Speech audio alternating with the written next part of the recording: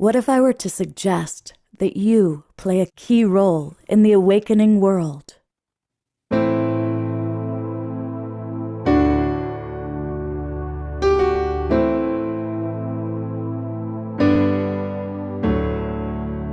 that you are watching this because you have heard the call.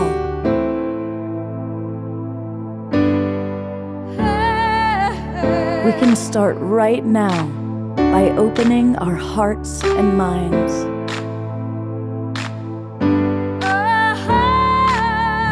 Welcome to the awakening world.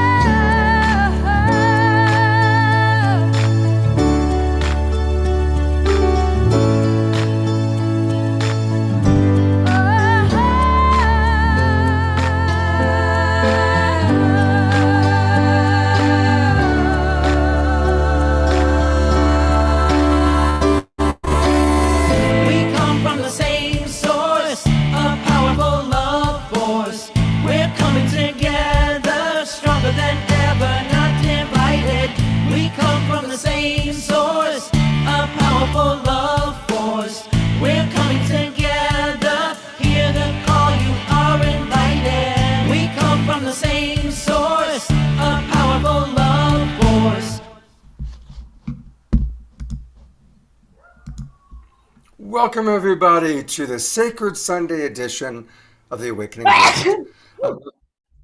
Bless you, and that's a reminder for people to please mute themselves until it's your turn to talk.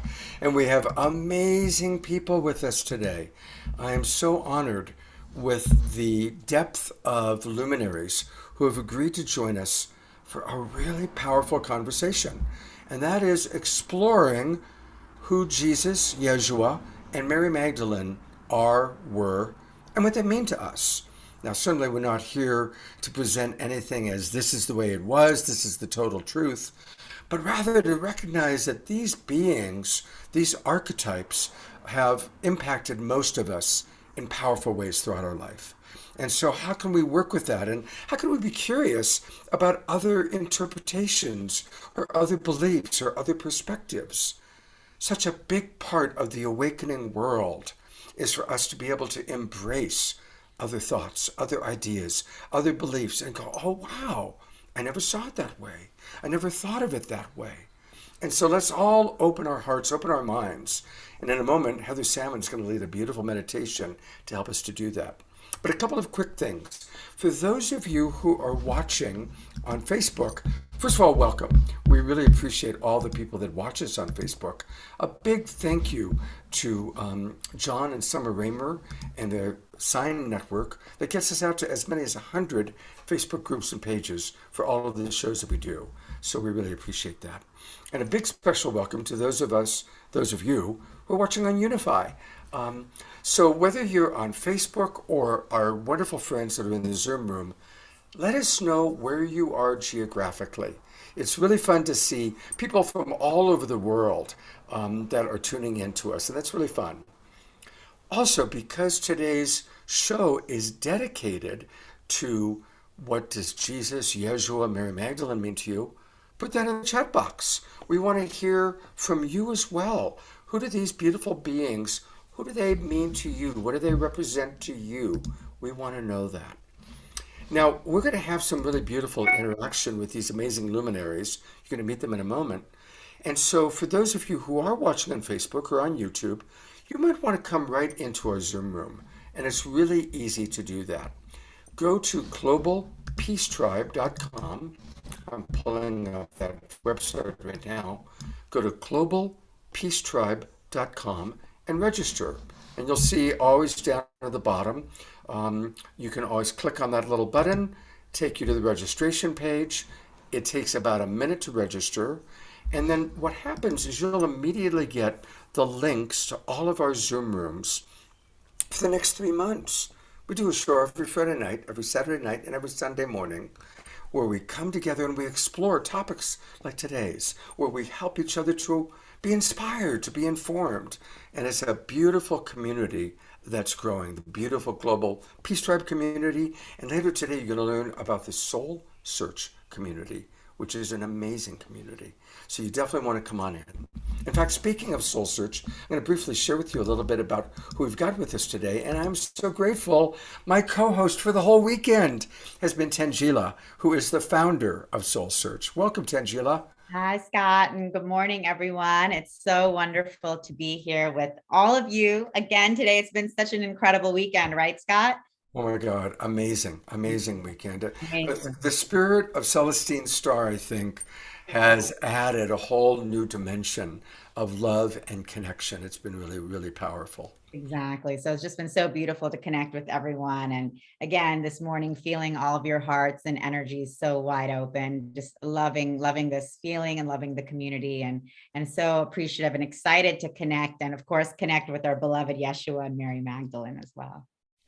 I'm going to briefly introduce the other people who are going to be joining us, just to give you a little bit of a taste of who's going to be here, and then we'll turn it over to Heather for our opening meditation. But he's back, Omashar, coming all the way from his home country of England. River Avon behind me. Namaste, everybody. How much love? We've missed you, and it's great to have you back with us. I tell you, I've missed you guys too. Is the momentum that the awakening world has is just a part of me, and I was tuning in, but I was also asleep last night and the night before, so I'm slightly jet lagged, but hey, I'll get over it. Well, thank you, and of course, beloved Omashar is going to play some music for us, so we're really happy about that. I'm excited. We have a brand new guest who hasn't been on any of the Global Peace Tribe shows before, and this is Tez Gabriel. I met her. She was part of the World Unity Week, and of course we did several shows with World Unity Week, and she facilitated what I think for many was the most powerful event of the World Unity Week, which is what inspired today. She did a roundtable conversation about Jesus and Mary Magdalene, and it was powerful. Everybody was talking about it. And I said, hey, would you be willing to do that for the Awakening World? And she said yes. She's the executive director of Pathways to Peace, which is a very important organization. And we're going to get to know her. She's been doing great work for over 30 years. So Tez, it's so nice to have you with us. She's muted, but I'm hearing her say thank you. And Heather Salmon is with us. Heather is a longtime friend, and she's an ordained priestess in the whole ISIS community. And we're going to hear, I think, today about kind of the connection between ISIS and Mary Magdalene. That's going to be really quite fascinating. And speaking of Mary Magdalene, this is Christy Michaels. And Christy also has a long history with Mary Magdalene, including she hosts every year the Mary Magdalene Feast, which I've participated in. Heather has participated in. And she's led journeys to France and explored all about Mary Magdalene's time there. So we're going to hear from Christy. And then later on, Renee and Anthony, two amazing channels, will be with us. And when they come, I'll let Tangela introduce them. Oh, they're here. Let me find them. Tangela, do you want to introduce them while I add them? Sure. So Renee and Anthony, they are the channelers of Blue Soul Earth, and wonderful, incredible friends of ours, and also part of our Soul Search community. They were some of the first healers as part of Soul Search, and they are truly incredible channelers. They're able to actually channel anything and everything, including the galactics, ascended masters, angels, guides. I've had the pleasure of working with them over the years.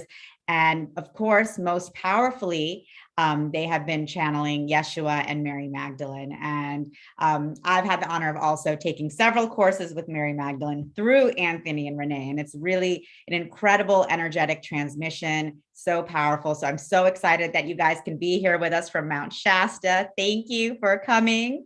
And so excited to connect with you both and with Yeshua and Mary Magdalene. We are so excited to be here. Thank you so much for having us. Thank you so much. Yes. Yeah. And the connection is good, Scott. We're all set. Even from Mount Shasta, there is Wi-Fi. That's wonderful. All right. Well, Being it's the Sacred Sunday show, we always like to start with a meditation, and I'm so grateful. I'm going to pin Heather Salmon. Heather is someone that I've had the honor to participate in many of her incredible experiences, and she brings so much grace, so much integrity to everything she does. And so, Heather, thank you for getting us started as we kind of drop in with what you have to share. Great. Thank you, Scott. Welcome, everyone. It's my honor and pleasure to be here this morning. Thank you for the invitation. So let's start with a little meditation. So I invite you to just lower your eyes and turn your awareness within. As we come to the center here, bring your awareness to your breath. Simply noticing your breath as it goes in and out. Relaxing into your exhale. Softening your face, your jaw, your shoulders.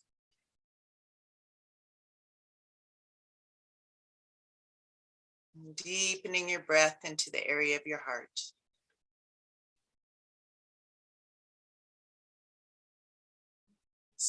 Tuning in and taking a moment to notice what's alive for you in this moment.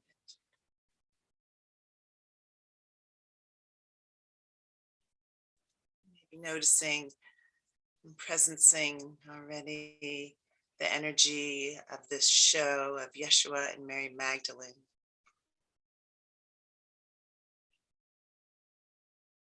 And what they mean to you in your life. And deepening your breath now into the area of your belly. Just allowing your belly to be soft and rise and fall.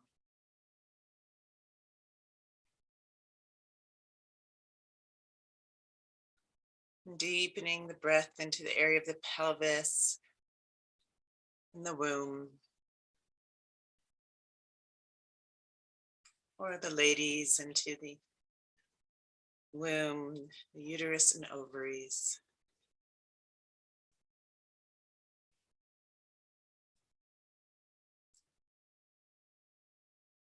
And deepening your breath all the way down to the base of the spine, to the root chakra, located at the space between the anus and the genitals.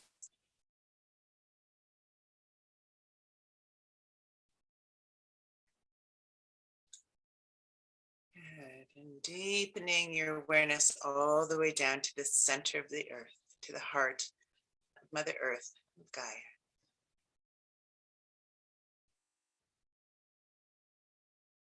And as you tune in, just allowing whatever the earth is wanting to reveal to you in this moment to be revealed.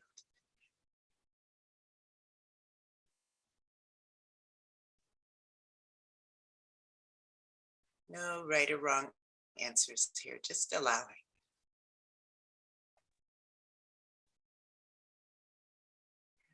And bring your awareness back to your root chakra and let's send down a brand new grounding cord or ground yourself however you like. You might want to envision a rope or a tube or a pole going all the way down to the center of the earth. Just make sure it's really well connected at your root chakra and all the way down to the center of the earth. Noticing how it feels to be grounded in this way.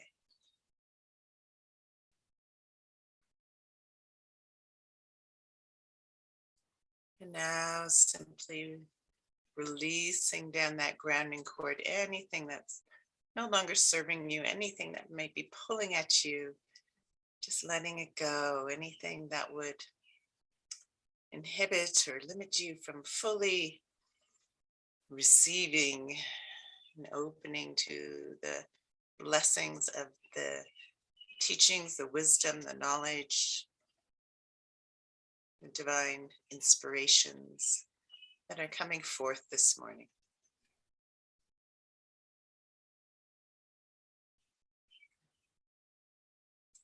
Now drawing up from the heart of Mother Earth, beautiful earth energy, allowing it to come up like a pillar of light, through that grounding cord into your being. Let it circulate through your whole body and all the way to the crown of your head.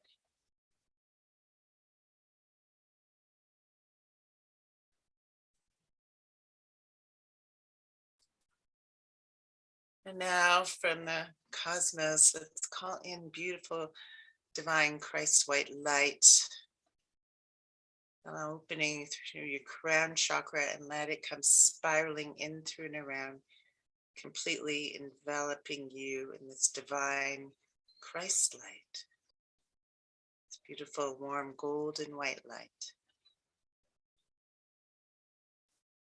Let it go down, some of it down into the earth, and now envisioning yourself cocooned in a beautiful eggshell-like structure with these earth and cosmic energies melding and rebalancing you and encasing you in a beautiful citadel of light.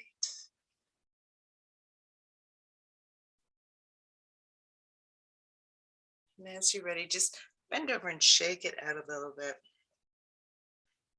and come rolling back up. Bring your right hand to your belly and your left hand to your heart.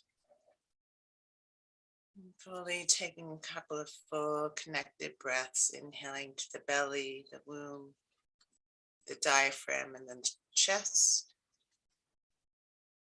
And exhaling chest, diaphragm, belly. And inhale, belly, diaphragm, chest. And exhale, chest, diaphragm, belly. And one more breath here. Inhale, belly, diaphragm, chest. And exhale, chest, diaphragm, belly. And bring both hands to prayer at your heart, balancing the sacred feminine and masculine energies within, uniting heaven and earth within the being, balancing all polarities. With that, I invite you to tone with me one of the ancient names of God, the sound current of hue. We'll do 3 hues from the heart, opening, breathing in and out through your heart chakra, enlivening it, opening to the pathway of the heart, of compassion, of love, of harmony, beauty, empathy, peace, contentment. So let's inhale to begin. Hue.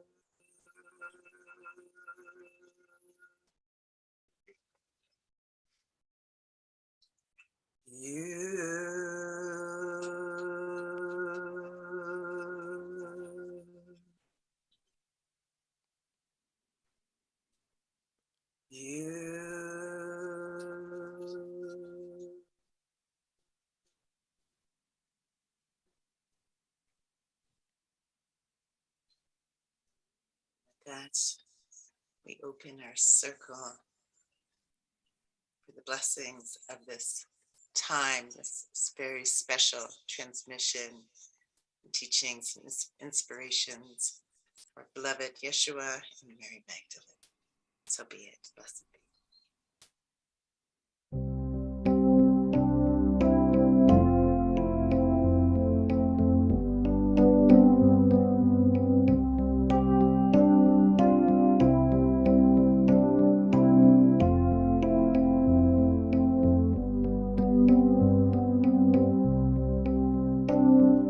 Here with my family, heaven is in my heart. I sing of the love I am and know that we never part. One heart, one love, one life we live. One heart, one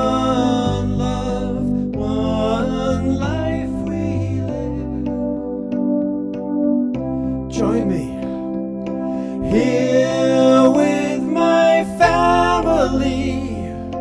Heaven is in my heart. I sing of the love I am and know that we never part.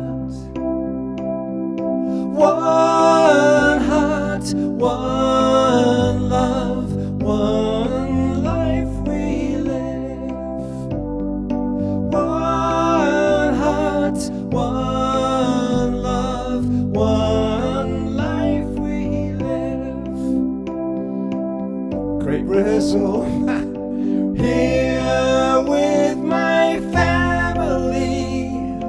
Heaven is in my heart.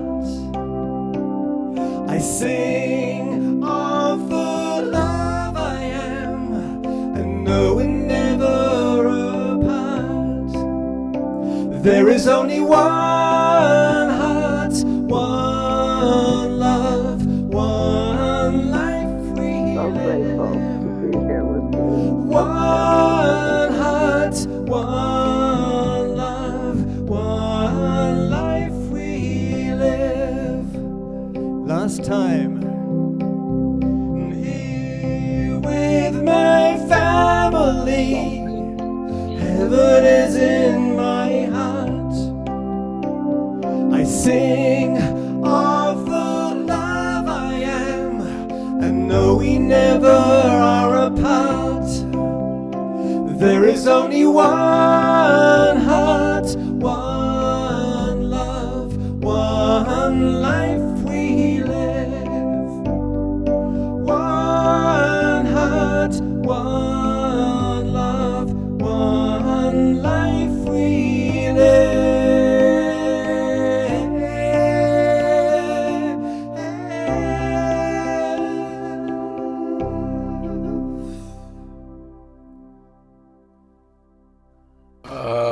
Brother Amashar, thank you so much. You just add so much. And Heather, thank you so much for that beautiful, perfect opening meditation. Really grateful. I'm so inspired with all the people that are with us. So many of our favorite Global Peace Tribe friends are with us today, and certainly some amazing luminaries. And what an incredibly important conversation to have. And I'm delighted. I love co-hosting with Tangela. And for any of you who don't know Tangela, probably most people watching on Facebook that are new, she is the founder of Soul Search. We're going to learn all about Soul Search a little bit later on in the show. But it is we're all coming together during this incredible time of transformation as our planet changes, as humanity wakes up to a higher consciousness. We're all coming together, and Tangela is a powerful international community, global leader, creating community through Soul Search. But what I want to focus on right in this moment, Tangela, is the remarkably diverse exposure you've had to so many different cultures, so many different religions, raised Islamic, living in New Orleans, Afghanistan, Biafra, traveling the world. So tell us a little bit about your journey and what Jesus, Yeshua, and Mary Magdalene mean to you. Thank you, Scott. What an amazing question, and just so incredible to be here with all of you connecting. So yes, I was raised Muslim, and I was born in New Orleans, but I grew up in Saudi Arabia. So, or many of you may know, is where Mecca and Medina are the holy cities of Islam. So I actually spent most of my younger years spending a lot of time in the holy cities, really immersed in the teachings of the Quran and the traditional Islamic ways of praying and meditation and practice. And actually, Jesus is an extremely important part of our Islamic tradition. And he, in Islam, we consider Islam the last religion, after Christianity and Judaism. And so we really do believe that within Islam, that, these are the Abrahamic religions, and Jesus and Mother Mary play a very, very important role in our faith. And Mother Mary also has an incredible role in the Quran and in the Islamic religion. So I actually grew up with a lot of reverence for Jesus, and he was actually a big part of my spiritual upbringing, just as Prophet Muhammad was. And so, but I was never exposed to Mary Magdalene. And I didn't really have any knowledge of her except for when once we moved back to America after the Gulf War started. And when I was in high school, I started investigating other religions because it never really quite sat with me. Just like, why do we have like one religion? And, what about all these other faiths? So once I was older and I moved back here, I started studying Christianity more deeply and reading the Bible and the Torah. And that's when I started having some exposure to Mary Magdalene, but I didn't really get a chance to know her until I started working with Anthony and Renee, which was actually very recently in the last few years, as part of my spiritual awakening. Spirit brought me to the Bay Area and introduced me to Anthony and Renee. And it's through them that I really started connecting to my galactic families and spirit guides and ascended masters and angels. And Mary Magdalene came through quite powerfully as this force of nature, this divine feminine who has been suppressed and hidden for so long, but no longer. So what a miracle and what a blessing and a gift, because I feel for my own spiritual awakening, she has been such a huge part of this, bringing the divine feminine back to my consciousness in a really huge way. Her connection and love and relationship with Yeshua. And then, of course, her and Mother Mary's connection to Isis and being priestesses of Isis in the temple of Isis, and also my own connections to being a priestess of Isis in ancient Egyptian times. So such a long history there, but Yeshua and Mary Magdalene play such an important role, and Anthony and Renee have been so profound in that for me and with me as as bringing through these incredible beings for us. Oh, thank you for sharing that, Tangela. And of course, we're going to hear from everybody much, much more. I'm also going to do my best to monitor some of the comments coming in from Facebook, from our Zoom room. So, of course, I won't be able to read everybody's comments, but I'm going to just read a couple right offhand. Something kind of fun on Facebook through Unify. Linda writes, wow, this is Linda Young Thomas. Wow, I just happened upon this Facebook Live, and of course, the universe delivers. I just finished reading the Magdalene manuscript. So I love the synchronicity of that. And Patty Sullivan writes, so grateful to share this experience coming from Chandler, Arizona. Eleanor Joy writes, I resonate with that, Mary, and have reminded myself of it very often since the last time you shared that with us. And Eleanor, of course, is one of our wonderful regulars who's with us. So thank you. I will periodically, read some of the comments coming in. I'm going to bring on Tez next. And again, this is her first time on a Global Peace Tribe show. But Tez, you are in the beginning. There was Tez Gabriel, and it was good. You started this. This is all a response to the beautiful event you created on World Unity Week. So thank you so much. Well, that was the co-creation of many, many, many. I am just so honored and delighted to be here, Scott, and to be in this glorious company. Oh my goodness, audience included. And so thank you for inviting me. I feel very much at home. Oh, thank you, Yenny. You fit right in. So, who are Jesus and Yeshua, Mary Magdalene? Who are they to you? What's your personal journey with those beings? Well, I'm going to talk mostly about my personal journey with Jesus. After I should say that I have spent a lifetime with the divine feminine, lifting up and honoring the divine feminine. But I have a very personal, dynamic, rich, and joyful experience with Jesus. So I'm going to talk a little bit about Jesus in my time and a little bit about Mary Magdalene at the end and the pairing. And so my experience with Jesus not began because I was I was a mystical child, always interested in the sacred and sacred rituals. And so most of my experience as a child was wafting in and out of various religious traditions. I loved the statuary and the incense, the candles in Catholicism. I loved the singing in Protestant churches. I loved the evangelical call and respond. So I grew up knowing that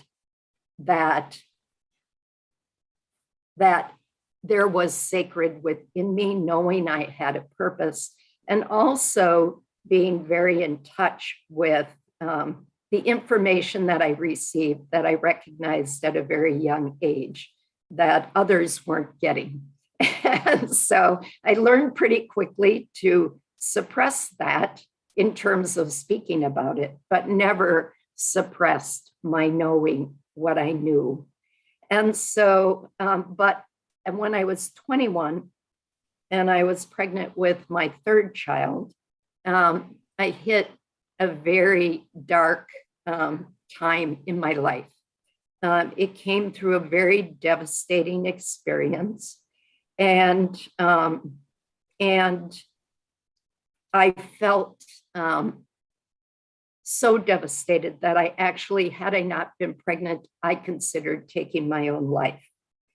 And because I didn't know what to do, I went to our local pastor in our church, who also didn't know how to help me, but helped me more than he could ever know, which was, he said, go home, get down on your knees and pray. And so that's what I did. Immediately, Jesus lifted me. And I had this mystical experience that transformed my life. In that experience with Jesus, my life passed in front of me, and I could see every little detail that was not in alignment with my soul. Everything that was out of alignment was revealed to me. And I know now that to be contrition, but I did not have language for it then. But at the very same time that these pieces of my life were revealed to me, I was in such glorious love, like nothing I had ever experienced before. And so at the same time that I could see these areas that needed to come into alignment, I was experiencing this amazing love. And just immediately, I was transformed. And again, I know now that that was an atonement. I didn't have that language at the time, but in a blink of an eye, I was a different person. And I came out of that experience knowing that I was sacred, knowing I had purpose, knowing I had value, and more than anything, knowing that I was loved beyond imagination. And so that changed my life. And it changed my life in an instant.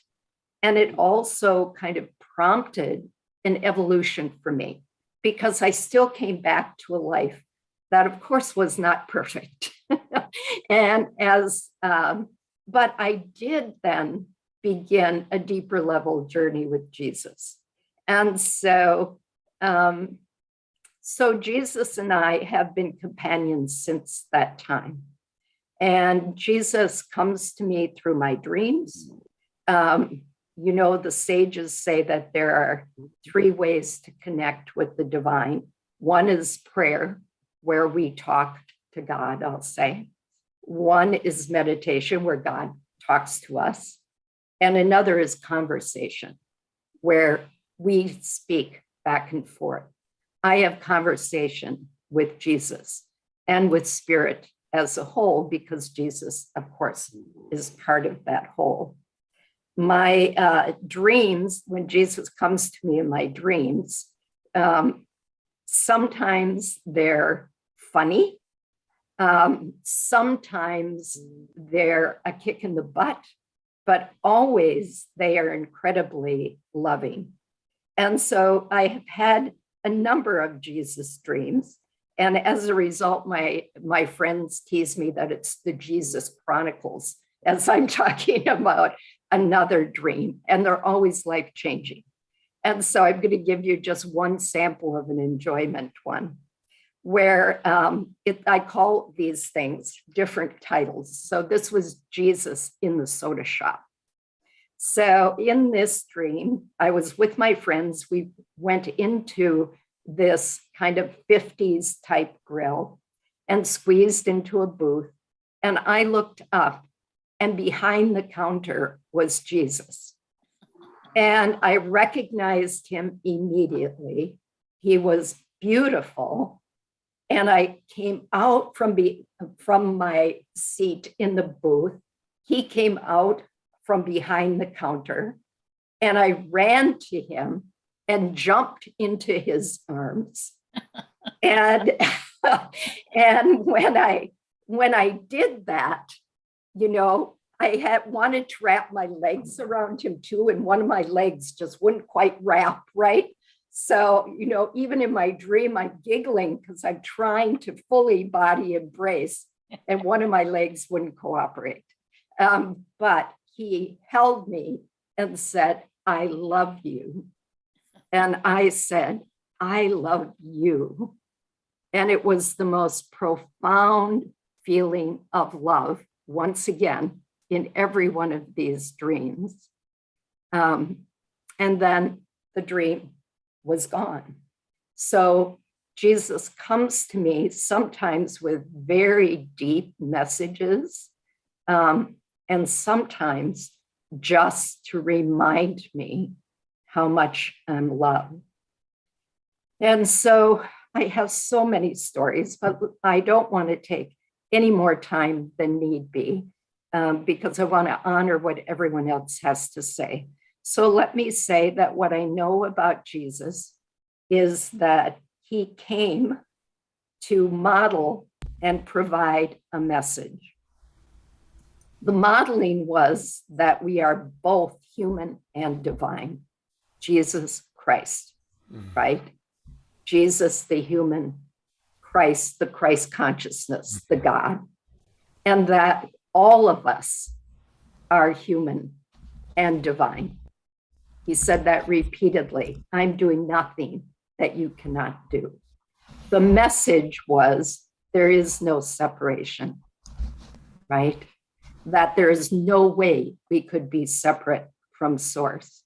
And given the times that he came, and the kind of obsession with law as a way to be sacred, to be holy, that he came to say that these rules don't matter. You cannot be separate from God, from others, from all that is. And so it's about oneness. It's about unity with all that is. And to this day, 2,000 years later, we're still grappling with hearing, with the awareness of that message. And of course, we can't be separate from all that is. And yet that mad idea that we are still permeates our culture. And many other cultures. So both to model and to provide a message. And that relationship, that modeling and that message has transformed my life, continues to transform my life. And I'm forever grateful. I will say that I do have a connection with Mary Magdalene. And of course, the obvious that will all it say is that it's the joining of the divine feminine and the divine masculine. When we think about Mary Magdalene and Jesus. For me personally, one of the messages, I'm very connected to Lilith. And when I ask about Lilith, what I get is its bloodlines. And when I ask about Mary Magdalene, I know that it's lineage with Lilith. And so again, what we know about the reappearance of the sacred through many lifetimes. So, and again, thank you so much. So much. We have so many amazing people, so I do need to move forward, but we'll come back to you later in the show, of course. And I just want to say, I can feel your incredible love affair with Jesus. That's how I'm experiencing it. Clearly, it's a beautiful mutual love affair. I can feel your love for him, but even as you're recounting the dreams, I can feel his love. I can feel that beautiful cycle and that flow. And what grace in your life to have that experience. I just want to say that is beautiful grace that you have that. And I would only say that we have access, every one of us have access to it all. And so thank you for allowing me to share. And again, Absolutely. I'm not going to say anything that, we just need to remember, because it's all right here. The knowledge is already known. We just each need to remember who we are. Thank you. Thank you so much. Thank you. We're going to hear from Christy Michaels next. But, a thought that came to mind, as some of us are watching this, imagining some of you are relating deeply to what Tez has experienced. But I also want to acknowledge those of you that haven't had a personal experience of Jesus, that haven't had Jesus coming to you in their dreams. And I don't want you to feel isolated or that there's anything less than. We all have our own unique journey. But I'm remembering that it started for her when she was in that really dark place and she dropped to her knees. Now, I'm not suggesting we have to hit a dark place or we have to drop to our knees, but there is something about opening to receive. I love, one of my great teachers is Paramahansa Yogananda, and he spoke a lot about just ask, keep asking. Whatever it may be, whether it's Jesus that you relate to or another archetype, reveal thyself to me. Reveal thyself. And creating the opportunity to be open to have an experience and maybe to look at what do I need to change within myself so that I am open. Maybe there's an authority figure that told you that was bullshit and that doesn't really happen. Maybe there was a disillusionment in your life about your initial religion that you grew up with. So what blocks might we remove so we can really drop into that reveal thyself place? And then you never know who might show up. It could be Jesus or Mary Magdalene or any number of other beautiful saints and spiritual teachers. So I just wanted to put that out, and I was inspired by thinking about what Tez experienced. In introducing Christy Michaels, she's a longtime friend. Christy and I have worked together for years. I want to right off the bat let everybody know that coming right in just, 12 days is going to be something she does every year, the celebration of the Magdalen Feast Day. And we'll talk more about that, but Christy has been dedicated to this for so long, for so many years, and so it's perfect that she's available to join us. And also, some of you are asking, what about Celestine? Celestine Starr, for any of you who don't know, is a beautiful, beloved elder who's a big part of our community. And she passed away quite suddenly last week. And she was very involved with Mary Magdalene and the Magdalen Feast. So there's an interesting synchronicity. And we had scheduled this with Tez before Celestine passed away. So there are magical things asunder. And to briefly share a little bit about that, here's Christy. I'm going to put the full spotlight on you, Christy. And briefly, she is ordained in the Lyceum of the Holy Sophia by Elizabeth Kelly of the Holy Order of Mary Magdalene. And Christy is absolutely devoted to spreading the gospel of Mary Magdalene, especially as it is mirrored in A Course in Miracles. And kind of Christy's claim to fame is that she has documented the research of Dr. Joe Dispenza in the HeartMath Institute and how that is exemplified in Mary Magdalene's experience as outlined in her gospel. And Christy may want to just briefly explain to people that there is a gospel of Mary Magdalene that we can still find in the Gnostic books, the Gnostic scriptures, but our friends in 321 decided not to put it into the Bible when they decided what books would go in and out. So maybe you can share a little bit about that. Thank you so much, Scott. I love you so much, my dear. You are definitely one of my beloveds. And Tangela, what a joy to get to know you. And you're such a beautiful and amazing hostess. I am just loving you. And I remember Celestine acknowledging to me about how much she adored you. So it's just lovely to have you participating with Scott as co-host. And doesn't she look like Mary Magdalene? Like she when you picture does. what Mary Magdalene would look like, she would look like Tangela. She is heart and soul, the divine essence. And God, there's so many beautiful people. Well, I am pretty much a mystic, and I came to this all through really profound mystical experiences. And I have one to share with Omar as well, because on 2012, when I got really into crop circles, and on 2012, where the world was supposed to end, but actually it was the ending of the Mayan calendar. And there was crop circles that appeared in the beginning of 2012 that were the flower of life symbol. Right. And it was in a yellow field, and it kind of illuminated the idea. Yellow is like when the green light, when it turns yellow and it's going to go to red. So it's kind of like a warning, like pay attention. You need to be aware. Ready. The last crop circle was in Australia, because Australia summer is our winter, right? So the last crop circle of 2012, and that was the Vesica Pisces, which the center part of the Vesica Pisces is the vulva, which is the womb of the cosmic universe. Yes. And when they've done the sacred geometry on that, the sacred geometry in it comes out to 153, which according to the Greeks alphabet spells out, if you take the math and each Greek letter relates to a letter to a number, it spells out the Magdalene.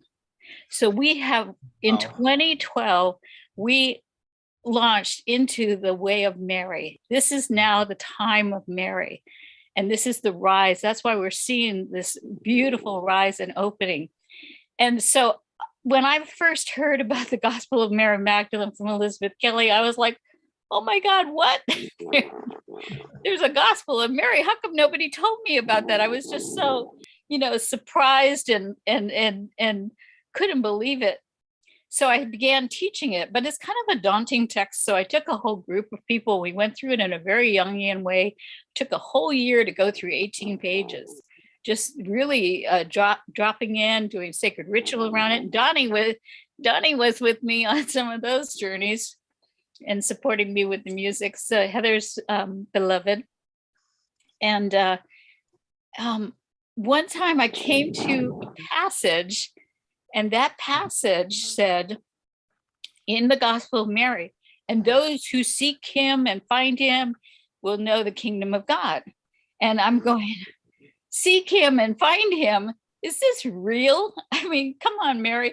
Oh, come on, Jesus. Jesus was my brother, and I felt a heart connection to him, but it's like, really? It's him? I have to surrender to him? Okay, so if I have to surrender to him, I'm willing. I just need to know, is there another way to look at this him thing? Because this him thing is a little hard. And of course, in the Course in Miracles, it was weird because the Course in Miracle, the word she never shows up at all in the whole text. So it's always a little disconcerting that there's no representation of the divine feminine. And so I was praying in my morning meditation, and I put that request out, help me understand the hymn thing, or help me learn if I'm supposed to surrender, let me know. And I let it go. And I'm sitting in my meditation, and I hit this glorious, beautiful sweet spot. And I was so enjoying it. I completely forgot what I had asked about earlier. And all of a sudden I hear this very gentle voice, and it says, you tell them it's H period, I period, M period. And I went, H period, I period, M period, what is that? H is for heaven, I is for in, M is for me. Him is heaven in me. And if I do the work to find heaven in me, then the very next sentence in the Gospel of Mary saying, you walk forth as heaven in me, sharing and extending that heavenly love, that peace. And so I was like, yes, I knew it. It was like, yeah. So that's the work that we all have to do. And of course, that's what the Gospel of Mary Magdalene documents. It documents how she actually got to find heaven in her and connect with the heaven in me. And then she ran to Jesus and she goes, I had a vision, because it's done through visioning, right? Without a vision, the people perish, right? And so Jesus looks at her and he goes, oh my God, you did, because it was so authentic and so real. And even Peter, the Apostle Peter, he could tell, like, what's going on here? Something's happened to this woman. I don't understand. And yeah, you're not listening, Peter. You want to be attached to your cultural belief that women are less than. And that's why the genius was Jesus appeared to Mary Magdalene, because he knew that he was one with her and they were equal. And so it's the wholeness of heaven in me joining together with heaven in me, and we become as one. Blessed be. So I'm really excited about that. And just to say a little bit more, as I was listening to Joe Dispenza, Dr. Joe Dispenza and the Heart Math Institute, I'm listening to their research about the work that they're doing, which is 8,000 brain scans and whatnot, and people are going into gamma states of where they're having, the ability to heal themselves right in the room after going through their trainings, spontaneous healings and stuff. And it's like, oh my God, it's so amazing. But I'm hearing, wait a minute, that's in the Gospel of Mary Magdalene. Wait a minute, that Mary Magdalene talks about that as her experience, as he's explained it. So I went and I cooked them up. So Mary talks about her experience, and then Joe talks about the research of her experience, the scientific research of her experience.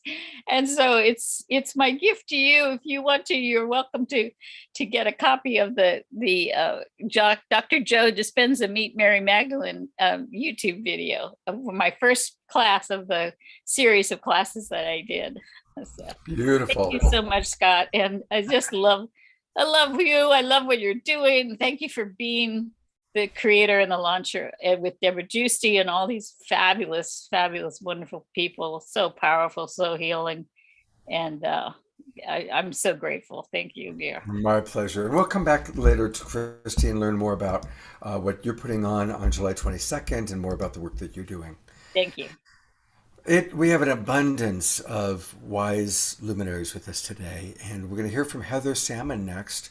But don't worry, Renee and Anthony are here, and after Heather, we're going to actually have them channeling, and we'll see what Yeshua and Mary Magdalene actually have to say for themselves through Renee and Anthony. So we're looking forward to that.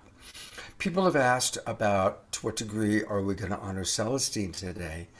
And we will at the very end, but we have so many amazing presenters that I want to hear from. And this dialogue is so powerful, and there's a lot of wonderful chat taking place. So that's our plan. And we'll have even more Omushar music taking place too. All right, I'm going to bring back Heather Salmon. Of course, she got a homeopathic dose of Heather when she did that beautiful meditation to get us started this morning. Heather is also with her partner Donnie, the co-founder of the Black Swan Temple. She is also an ordained priestess. And Heather, I'd love to hear a little bit about your personal experience with Jesus and Mary Magdalene, and maybe if you could help tie together the connection between Isis and Mary Magdalene and the stars and how that all kind of comes together, because it may be very new for a lot of us and it's quite fascinating. Sure, Scott, thank you. Yeah, so I'm kind of interesting because I am an ordained minister in the lineage of the Church of the Essenes. And it's believed that Jesus and Mary and Joseph and John the Baptist were Essenes. And I'm also a priestess of the Temple of Isis, which Mary Magdalene was also trained under that lineage. So to speak first about the Essenes, I came to the Essenes. I was an actress in Los Angeles. I had a number of careers, and I was on a real healing path. And I was very interested in bringing more healing in marrying healing in the performing arts. So I started studying with these different healers, and I found this woman, Reverend Lynn Herod de Verges, who I took a couple of her classes. I was like, wow, this is so powerful. Where did this work come from? And she told me it came through the angels, and it was the work of the Essenes.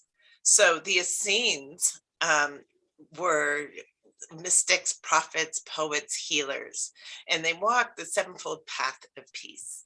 And it's a very dynamic kind of spiritual practice. We look at peace with the body, peace with the mind, peace with your relations, peace with your beloved, peace with your service, peace with the earth, peace with spirit, with the cosmos. So it's there's so many ways to approach this. And then there's all these beautiful tools that help you to receive direct connection and guidance and cultivate your spiritual practices and energy and paths. So we work with energy, we work with dreams, we work with astral travel, the Akashic records, lots of different aspects. And I work with sacred sound as well, and different arts. And so that my relationship with Jesus, like I was brought up in the church, but when I came to the path of the Essenes, I was like, oh, this is what they were talking about, because it's really unfolding your own spirituality and your spiritual divine connection with spirit and cultivating that within. And, Mary Magdalene is dear to me too. I've done many ceremonies and services with Christy, who loves Magdalene, and I have been really praying and deepening my connection with Mary Magdalene. And to me, it's the path of the heart. And they talk about the new in the Gospel of Mary Magdalene, to know yourself, and this is through your heart. And as I was sharing in my opening meditation, the path of the heart is the path of compassion and empathy and healing and harmony and unity, seeing the beauty in all of us and connection. So what a beautiful path that is. And so to me, my relationship is a connection of the intersection of the work of the heart with kind of the practical kind of pillars of light of the way of the ancient Essenes and the sevenfold path of peace. You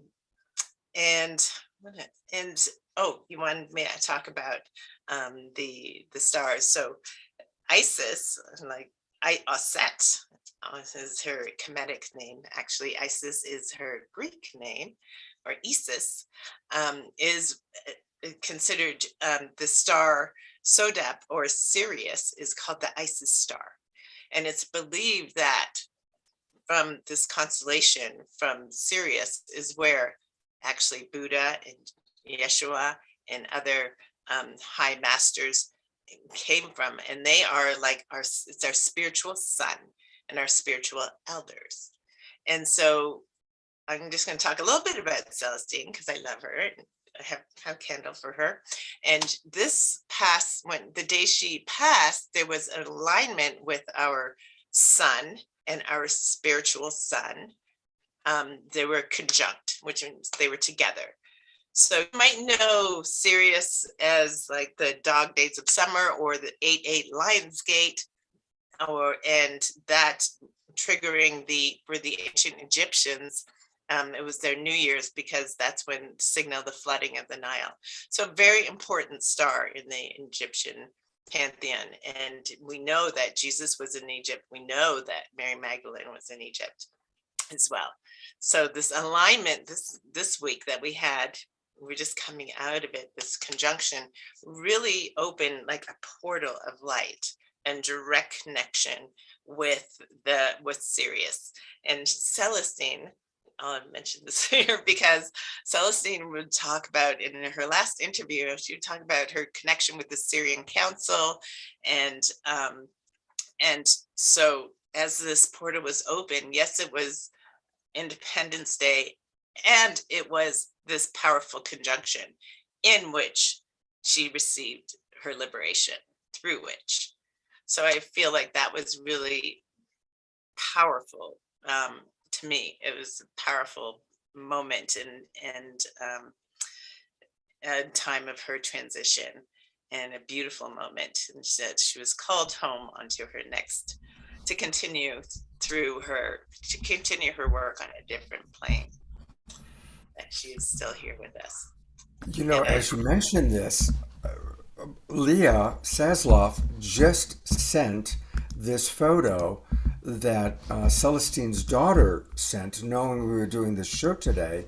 And here we are talking about Celestine and her connection. And isn't that an amazing photo of Celestine kind of connecting to what Heather just described? And again, it is fascinating that Celestine left at this particular time with that astrological configuration that you just described. There really is a remarkable synchronicity to all of that. And I love that photograph. And thank you, Leah, for sending that to us. Isn't that powerful? Yeah, it's beautiful. She's like a big sister to me. I really love Celestine. I mean, Celestine and I met when 10-10-10, October 10th, 2010, there was the convocation of the Temple of Isis. And I was invited in and we were both asked to dance during the convocation and the invocation of Isis. She had 10,000 names. Now, I was asked to dance the goddess Nuit, or Nut, who's a mother goddess, and Celestine was asked to embody Sekhmet. Celestine really wanted to be Nuit. That was who she took through her initiation. She was being in service and devotion to Nuit, to the goddess of the stars. So this is also her connection to these star beings. And Celestine was kind of a little upset. I'll tell you, a little upset. She's like, Heather, I want to dance Nuit, and I would have been happy to be Sekhmet, but she's like, I already have the outfit, look. So we had a good laugh, and she was so sweet about it. And I just, I really appreciate her. We were both priestesses also in devotion to Newt, and bringing the wisdom of the galactic and the stars through down through us to the people of the earth.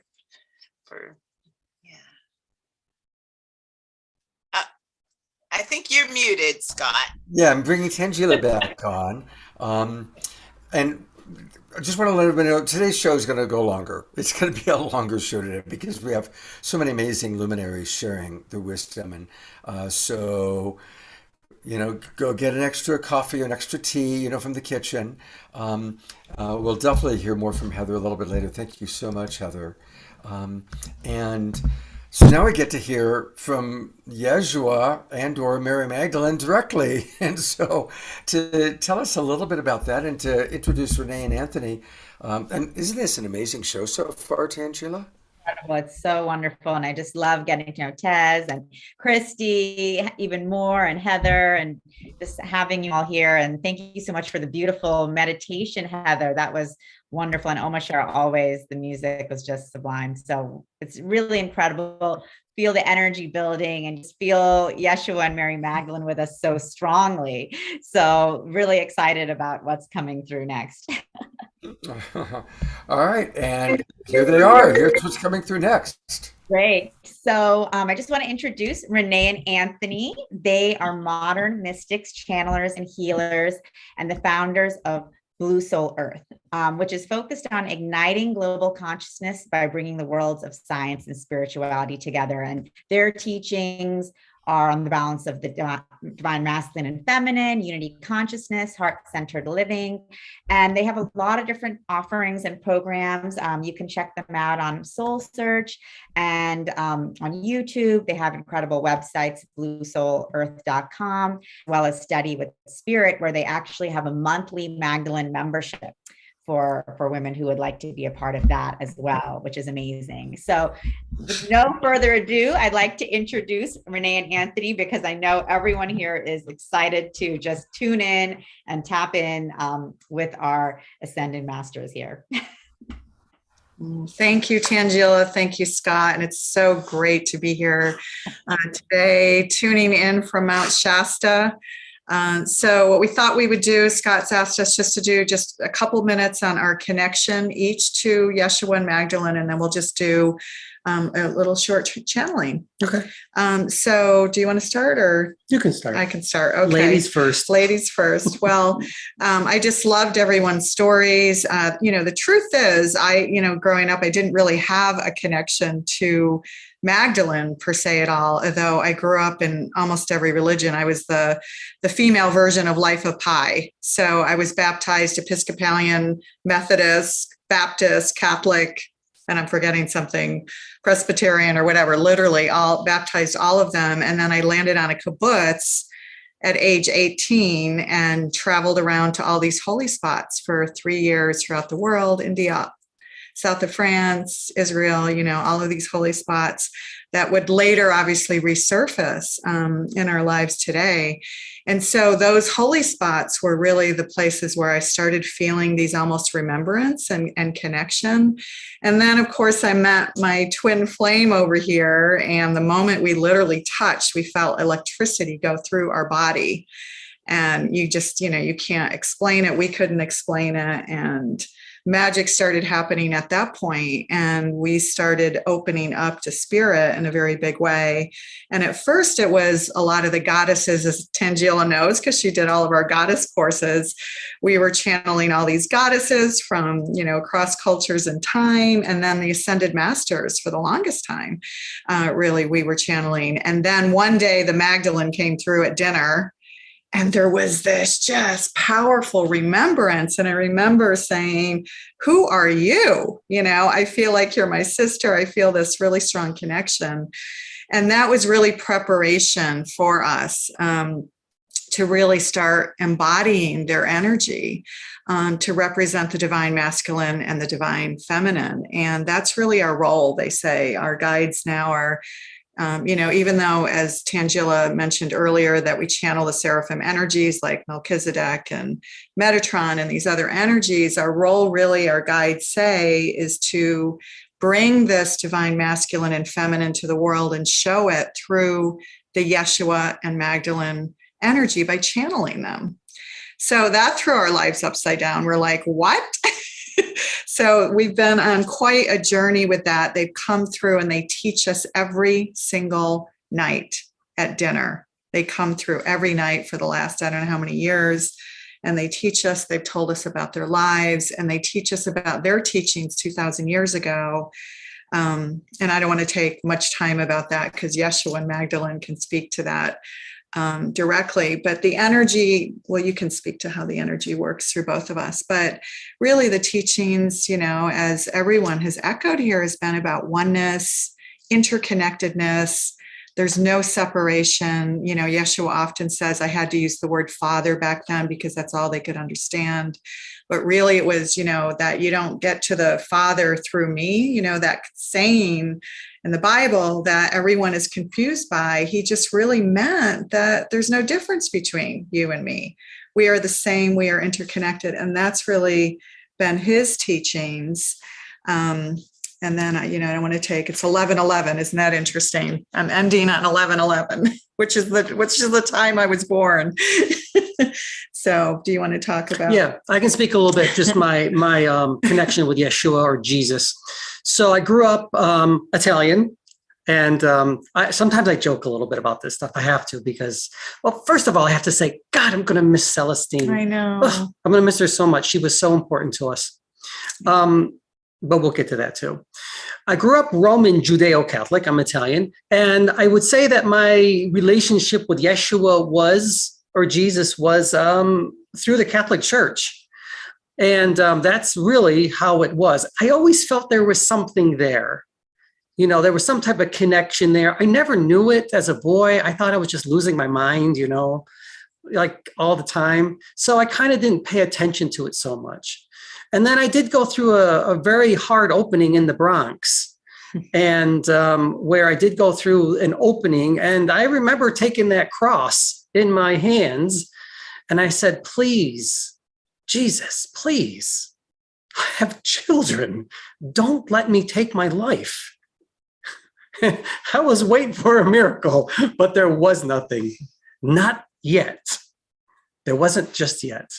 But something happened. As years went on, something happened. I believe that energy was listening to me, and he was with me all the time. So I can't explain it except this incredible love that this being is just beyond comprehension. And I didn't know Magdala until she came through. Turned our lives upside down. She will literally tear you down and put you back together little by little to make you better. And that's exactly what she's done for me. She is a force to be reckoned with. Jesus is very gentle and kind, and she's more of a, get out there and do it. Let's do this together. There's no time to waste. Stop your pity parties, Anthony, and let's go, go, go. And that's how she is. So yeah, we have a job to do. We have a job to do. So get out and do it. I believe that her and Yeshua, they connected. They were the true teachers at that time, although it's not said that, but it's coming out more and more and more in all of us. Yeah. And there is no separation between their energies and us. We're all the same. Yeah. And you'll see, you know, we only have a really short time to channel, but the energy will come through me, but I remain tethered and grounded. So I'm like the earth. And that's why, you know, when they start to come through, they'll refer to me as Gaia. So I tether the energy, it comes through, and, you know, you'll see on our YouTube channel and our website, this kind of Infinity 8, and that's representing the divine, the energies passing through both of us back and forth. And so you'll see that when, you know, in longer channeling sessions, they'll come in and out almost seamless as if they're one, because they are, you know, even though they're individualized souls, when they express themselves, are very, very different. If Yeshua is the epitome of the Christ consciousness or the divine love, speaks very slowly, embraces you, never answers questions directly. It's always this, you know, done in parables and similar things. The Magdalene is like Martin Luther King on steroids. She's, you know, all about embracing the divine feminine and bringing us together again. So let's call through Yeshua. Yeah. He will refer to Renee as often, he'll refer to her as Gaia. He'll sometimes say Renee. And he'll say, I can't come to you until I come through the feminine. And that's why he comes to her first. So, and with that, let's get started. And Scott, just keep us on time, because I know we've got a short window. So we'll. Yeah, thank you very much. And, you know, everybody is so fascinating. So, you know, normally our show ends at 11:30. I think we're going to go until at least 12. and maybe later. So I want everybody to have a chance to share. But we all are looking forward to hearing the channeling now. Yeah, just keep us on target because we want to be respectful of everyone's time. Mhm. Thank you. Thank you. Okay. Everyone just sit and relax, as we always do. You do know that it is through our heart that we connect, not through our brain. It is through our heart. When we open up our heart, that is how we connect.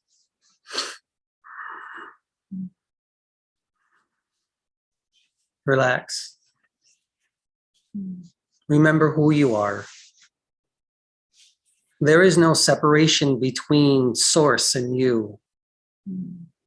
There is no separation between God and you.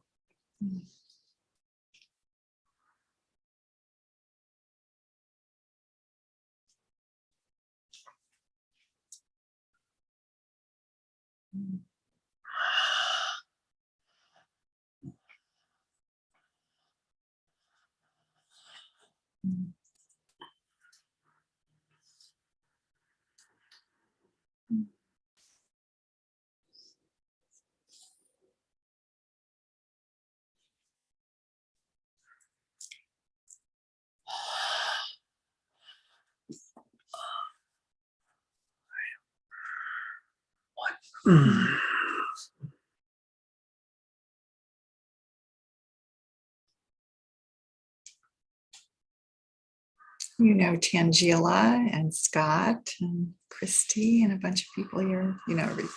I know their frequencies. You know all. I am who I am. I am Yeshua. You may refer to me as Jesus, Isa, Sananda. Whatever the name is, it is who I am. I first must say this to all of you. I am with you.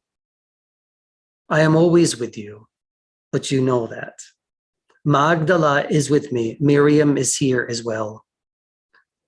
I am here to show you who you are again, simply to remind you. I want you to give this to others as well. Continue on your paths. Enlighten all of them.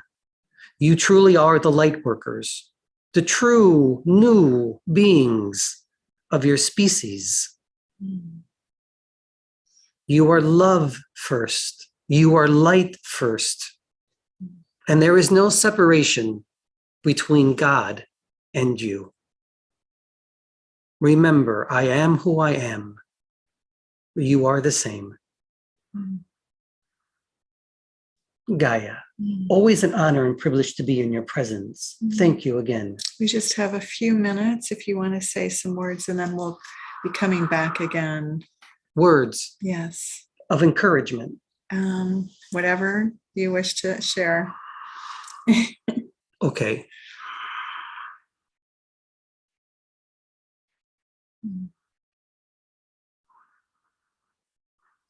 Please, all of you, stay in the light. Even though you may see darkness and shadows, stay in the light. That is where you truly are all the time. You only need to remember that. Do not get caught up in all of the angst and anxiety of your world, for it is becoming greater, kinder, more gentler than ever before. You truly are Homo sapien, sapien, sapien. Wise, wise, wise. There is a balancing of masculine and feminine energy happening at this very moment. Miriam is a part of that. She is a very strong part of that as well. And she will be with you and amongst you always. As you discover who you truly are in this lifetime, the masculine and the feminine, they slowly will come together as one, as you evolve as human beings. And you will discover that you are all again. But it will take time. Remember, you have an abundance of time. I am here with you, again, in this form. I am with Renee and Anthony again.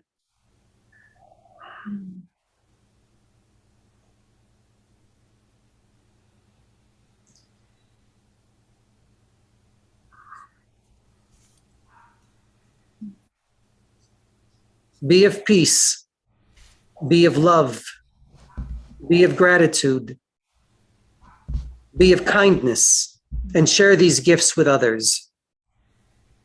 And you will see your world blossom in ways you have never seen it before. Know thyself, know thy God.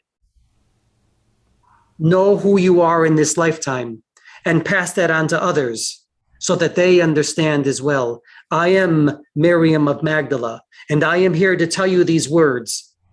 Do not fear women. Men do not fear the women, and women do not fear the men. For I will always be with you, always. And I will bring you together as one again, and we shall triumph again. Do not be afraid. Thank you. I would love to ask a question, and then we're going to go back to our panelists for a moment, but can you differentiate or help us to understand the differentiation between Yeshua, Jesus, the soul or the personality, and the Christ consciousness that is available to us all? I don't know if you guys can hear the energy shifts going back and forth. You can feel the difference in frequency. So his energy is coming back now. I can speak to that. Okay. I manifest in this way because of your own consciousness, your perceptions of who I am in this earth plane. You ask how it is that you can become this, and I say to you, you already are. There is no difference between me and you.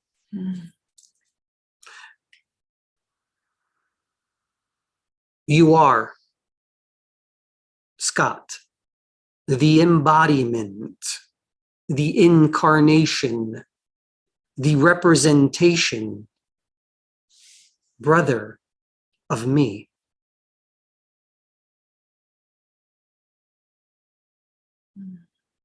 And I acknowledge that in you.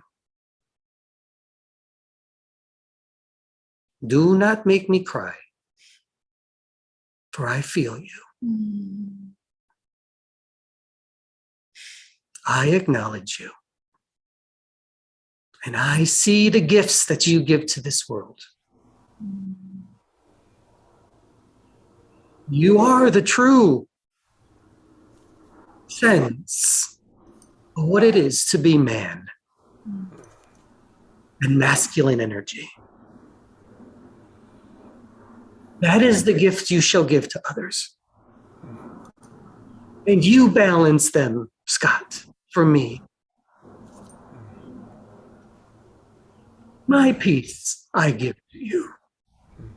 My heart I give to you. Be kind to all.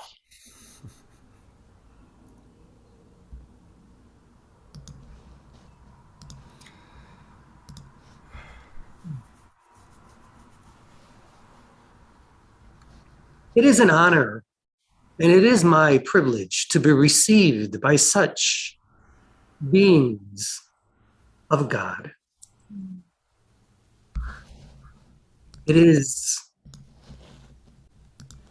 what I am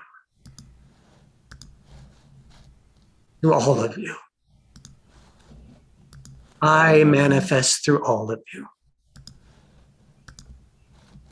And you are a representation of me in my highest form. Peace be amongst you, all of you. He made me cry. But these are tears of joy and of light. I give you my soul to all of you, so you may continue on the work. And Miriam is always here. She will push you further and beyond what you think you are capable of doing, as she had done for me. Without her, I could not have bore the cross during this lifetime. I believe it is time for me to leave, so others may talk. Yes. Wow. It's just so very, very, very beautiful. I'm going to bring our other panelists on for a moment here. And thank you for this beautiful energy and this beautiful connection, this beautiful exchange. We are going to come back for one more channeling before the end of the show. But I wanted to give each of our panelists an opportunity to express themselves again. And also to let our audience know how you can get more of Tez or more of Christy or Heather, because they all are offering beautiful, beautiful things. You know, one of the things that was interesting that they mentioned was how the Jesus or Yeshua is very soft, and then Mary Magdalene is like, and as I think about how Mary Magdalene comes through Heather Salmon and Celestine Starr and Tangela and Christy, you all are powerful, kick-ass women. I've known you all for quite a bit. I've been working with you, Tangela, more recently, but these are all powerful women. So it's interesting, their connection to Mary Magdalene and that kind of Mary Magdalene boom, whereas Jesus being the more soft in the heart, gentle. What an interesting juxtaposition, and how needed in our world. So I guess in giving each of our panelists a chance to express themselves, I'd love to hear whatever comes up for you about that juxtaposition, about the rise of the divine feminine. Now that we are embracing and changing this terrible concept that the church turned Mary Magdalene into a whore, into recognizing her as her equal to Jesus, to her, being really the balancing, and that they were equals in their own way. So I'd love to hear anything you have to say about that. And we'll go to Christy first. Yeah, good to see you, Anthony and Renee. It's so beautiful. What a powerful energy that you brought forth. I was so touched and moved. And in her gospel, she says, be in harmony. It's not like, oh, it'd be great if you were harmonious or, no, it's no monkey business. It's be in harmony. She is the power of the authentic whole self. She's pure love, but in the power of the whole authentic self, there's no funny business. It's authentic. So when she spoke to Peter, she said, Peter, why do you think I lie? Because Peter thought she was lying when she told him about her vision. And so she feels her feelings. She expresses from her heart. And she's so in her truth, because all of her chakras are fully open and illuminated. And that's what they did for each other. That's what we do for each other. That's why it's so critical, and I'm so grateful that all of you have joined, because what she gave me the day I was ordained with Heather Salmon on 10-10-10, I went back to my room and I was like, wow, why am I in such a state of ecstasy? Why is this so wonderful? Is it because we're all dressed up as goddesses and we're in this beautiful Isis temple and my inner child is finally happy? And I randomly opened a sign from the Course in Miracles, and it said, all separation vanishes when we share that which is holy. For holiness is power. And as we share it, it gains in strength. And that's what we're feeling today. We're feeling this beautiful, strengthening, holy power energy of love. It's the best. It's so fun. It's so healing. And all we have to do is gather and claim these higher vibrational thoughts and share them with each other. And then we get to have that experience, and then that goes out in waves, you know? And then we have the beautiful music of Omashar rippling them out into the ethers around the planet 10 times over. Oh, well, beautiful. So I want to briefly show Christy has some wonderful offerings. First of all, if you want, she's got this beautiful YouTube that she's created. Tell us a little bit about this 90-minute video of Joe Dispenza and the connection to Mary Magdalene. Yeah, well, this is where it's my first class of a series of 7 classes. And so I'm gifting you this opportunity to learn about the first class. And it's basically helping to document with the science. I mean, Joe Dispenza's done over 8,000 brain scans, and we now know what it takes to be in our higher self, be in our elevated state of consciousness. And he's mapping out physically to spiritually the roadmap. So, and that's the other piece of work that I just finished with the 7th class, is the complete nuanced documentation of the map of the ascension, which is designed based on the pyramid, because the pyramid is an ascension machine. And so I was able to take what she says and put it to the structure of the pyramid, which I have been in the Queen's Chamber and the King's Chamber and meditated. And so I've had that in my DNA now, in my consciousness, and mapped out the ascension, which is why we have this tool now available to us, because it can't be suppressed anymore. There's too many mystical women who are receiving knowledge from beyond the veil, so there's no more suppression anymore. Glory be, right, to the radiant. Glory be, glory be. I also want to go briefly to your website, and I encourage anybody interested in wanting to know more about Mary Magdalene, look at all that Christy provides, and it's at gospelofmarymagdalene.info. Perfect URL. gospelofmarymagdalene.info. And that's where you can RSVP for the Mary Magdalene Feast Day, which is coming right up on July 22nd. Is there anything you want to share about that? Yes, well, we've been doing this for many years. This is the 12th year.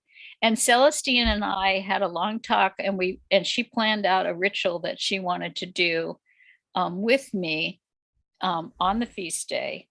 And so then she passed. So Oshala D is now going to step in and honor Celestine, because we do an opening to the Black Madonna, and then Diana Melchizedek and I will do the ceremony, which you will all participate in.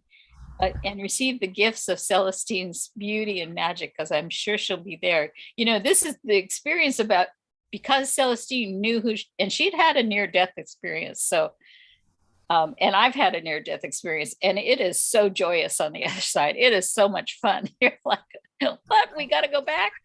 Oh my God. And so I know she's having a good time, but because she knows so many mediums, she's just been popping in through different people. Because that was we're gonna talk about Celestine towards the end of the show after. So thank you, Chrissy. Stick around, because I'd love to hear you share about Celestine when we kind of go to that part. It's going to be a long show today. So thank you so much. I do want to give an opportunity for Heather and Tez to speak again. And so Heather, I'm putting the spotlight on you, and would love to hear kind of what you'd like to share next.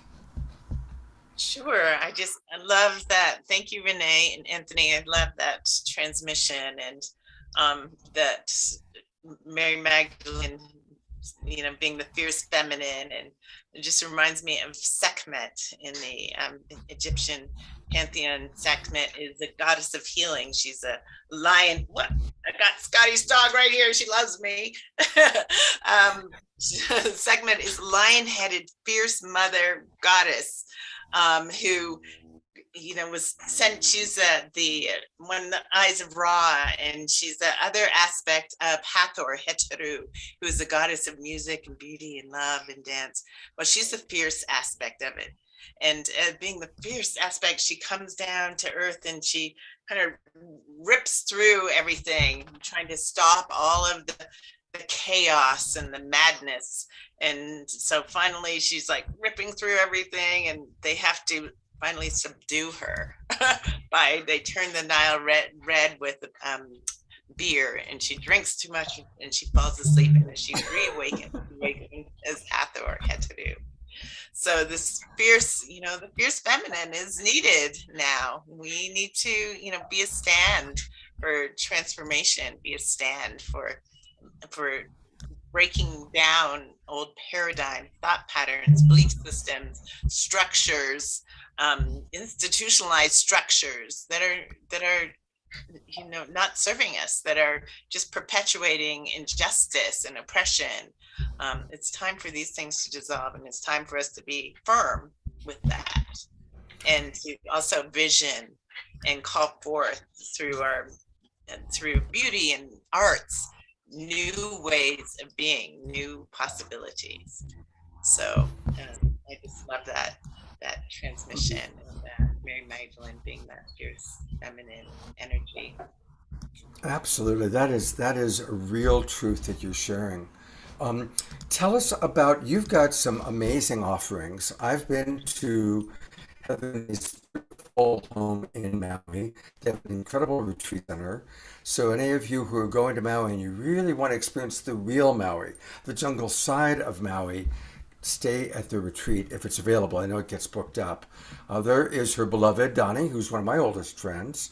Tell us a little bit about Black Swan Temple, and you've got a big trip to Egypt coming up. Mm-hmm, sure.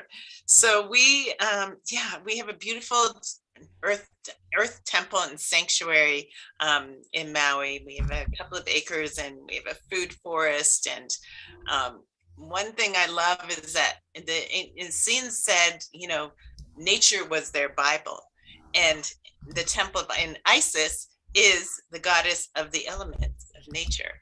So we have beautiful gardens. We grow all kinds of fruits and vegetables and roses and blue lotus, and we make tinctures and scrubs and all kinds of things, jams and all kinds of things of them. And we're erecting a beautiful pyramid, a big copper pyramid in the next couple of weeks. So we're excited to activate that on 8/8 Lionsgate coming up. So our retreats, I'm a yoga teacher, so we teach yoga and sound healing and wellness practices. I do healing work, and my husband does coaching work and communication coaching work and life coaching. And we have a beautiful spa with a warm pool and a hot tub and a cold plunge and sauna. And it's really, a beautiful place to unplug and drop into nature and reconnect with the Aina, the earth. I say Maui, we're on the Haleakala, which is the home of the sun, and it's we're in the jungle, and we have 3 growing seasons. So it's like the creative energies are so potent there. So instead of just 1 growing season a year, we have 3. Wow. So things happen really quickly. Energy healing happens very quickly. The mana, the energy from the earth, the Aina, is very strong, and just reconnecting with that can help to foster healing so much. And we're also taking a pilgrimage. We've done several to Egypt. I'm told that this is like a master class. So we have some beautiful, really high beings that want to take a sacred pilgrimage to Egypt. So we will be doing, and we have a private boat on the Nile that we will be It's a 13-day trip, but 7 days of it will be on the Nile in this private boat where we will get to do a lot of healing work, meditation, music. I bring my crystal singing bowls, and it's going to be quite extraordinary. And we just have 2 spots still open. What are And those we dates are- for Egypt? What are the dates? It's September 20th to October 2nd. Yeah, we just have 2 spots available. So if you want to know more, let me know, or go visit our website, blackswantemple.org. If you visit our sacred travel tab, it'll show you our Maui retreats, which we do usually 2 a month, all year round. We host nice and intimate, just with like 5 people, and then our Egypt pilgrimage as well. There it is. So Yeah, you can Black find- Swan Temple, click on the retreat option. And I want to come in for a moment and just say I've had the good fortune to spend a lot of time in Huelo, which is where their retreat site is. And absolutely, it is the most rejuvenating place I've ever been to on the planet. And that valley, the Huelo Valley that they live in, there's an original Hawaiian word which I could never memorize because it's a long waina kaka pupu pupu maina type of word. But the literal translation is resting place for mature souls. It's where King Kamehameha would come for his vision quests. I've had amazing mystical experiences there and deep rejuvenation when I've been very tired and exhausted. So I really strongly encourage people to enjoy and see what dates are available because it gets booked up, and visit their Maui retreat because it's an amazing place to be.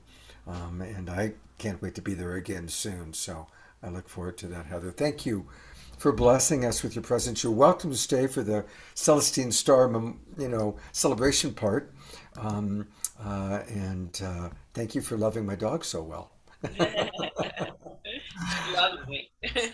She does. I know. It's just like the moment we come to the house, she goes straight to your room. When I wake up in the morning, she goes straight to your doorway and sniffs. So she's into you. All right, Tez Gabriel. Yes. Oh my So gosh. I'm ready to run off to Maui. So thank you for that. It sounds just amazing. I just so appreciate all of what has been said so far, every one of you. And I want to touch back to a couple of things that came through the channel. Thank you so much for that. It was wonderful. So one thing is I'm feeling led to talk just a moment about Lilith. And of course, women are now rising all around the world. We're seeing that. We know that there is a rise in the divine feminine. I was doing retreats on the return of the divine feminine 20 years ago. And so I'm just so excited that we're having some mass consciousness around the importance of bringing it to balance, because it's really about balance. So Lilith, when we talk about Mary Magdalene, every time there has been a powerful woman in history, and I'm talking about ancient history now, there's been great forces through the patriarchy, of course, to shift those stories. And so those of you who know your ancient Bible history know that Lilith was condemned because she refused to lie beneath Adam. So she was the first assertive woman. And so I always wondered about my connection to her. And so, of course, I asked. And what I got was that Lilith was a star goddess, and that she contracted to come here to bring balance to the earth. Just as human beings were evolving. And so she came to bring the gift of the stars to the humans who represented the earth. And what she said was that she found the density of the planet ended up being too difficult for her. And she did fulfill her contract, but she renegotiated it. So she did bring she did do what she needed to do to bring the stuff of the stars to the stuff of the earth. So today, we all have that within our DNA. We're all made up of the stuff of the stars and the stuff of the earth. But she couldn't stay as long as she had originally contracted, because being from the stars, the density of the earth was just too much for her. So I believe, and again, I've gotten some messaging around the connection between her as the first kind of uppity woman and Mary Magdalene. And that really, what I believe, that assertive, divine feminine energy that was passed through that lineage. So I just wanted to put a little plug in for Lilith for whatever reason she called me to do that. Also, one of the things that was talked about that Jesus said in the channel, and it was actually introduced, was this notion of the infinity symbol.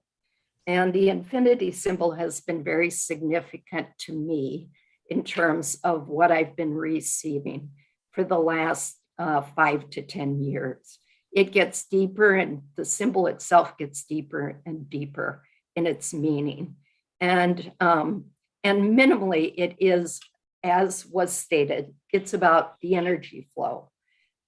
However, what the information that I've received is that it is about what Scott talked about initially, right? It is about how the energy is balanced between these polar opposites. So dark, light, good, bad, sun, moon, male, female, that they're in giving and receiving is that same energetic flow. And it is in the middle of that all creation is manifested. And so, again, that infinity symbol and the fact that a universal principle is that everything is created out of that balance.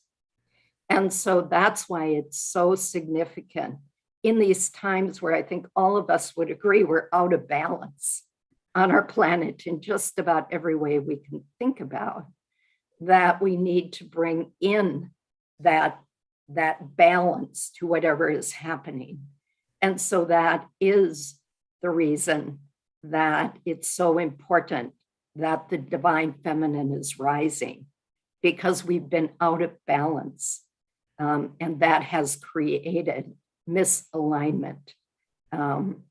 So wanted to throw in that little piece. Thank you for that, because that really is true. And that is, this time on our planet, we have to come into balance. We have to. And it's on all levels, as is everything, right? It's within us, where we need a balance between the heart and the mind, mind, body, spirit.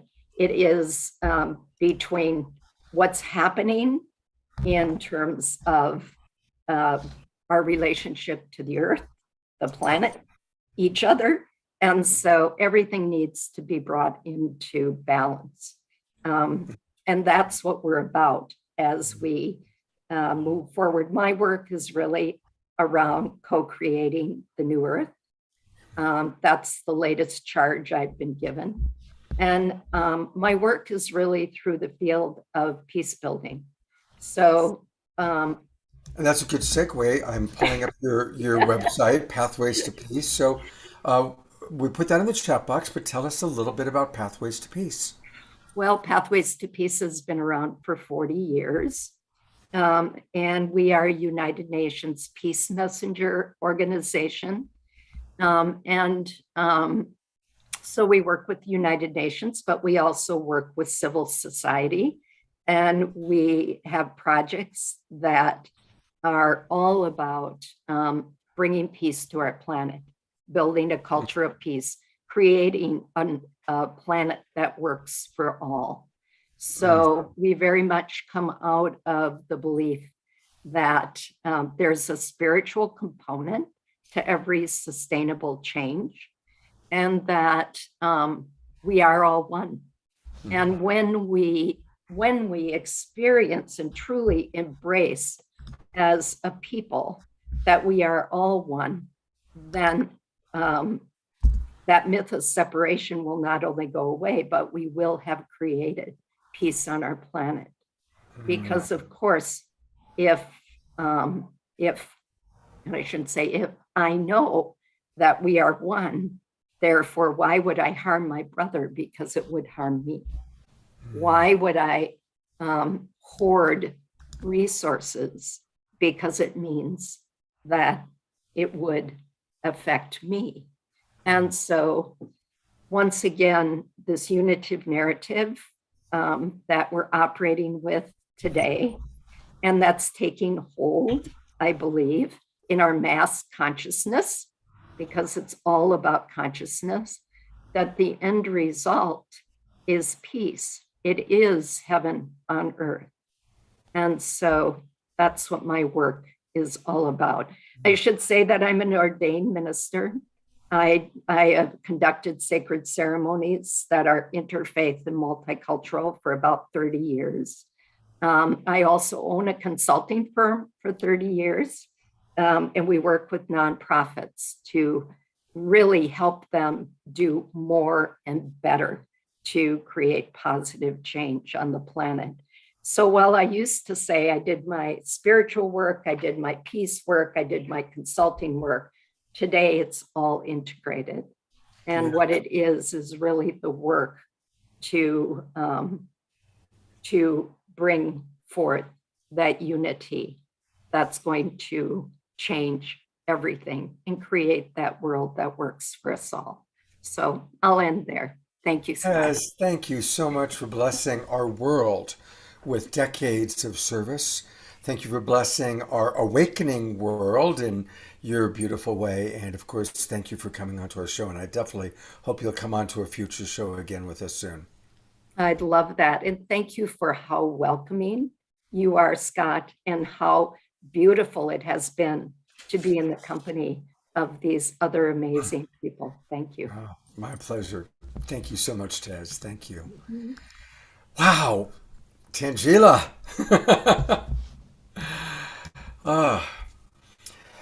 Just a lot of people know what we're going to do is we're going to have another channeling with Renee and Anthony. We're then going to learn a little bit about Soul Search.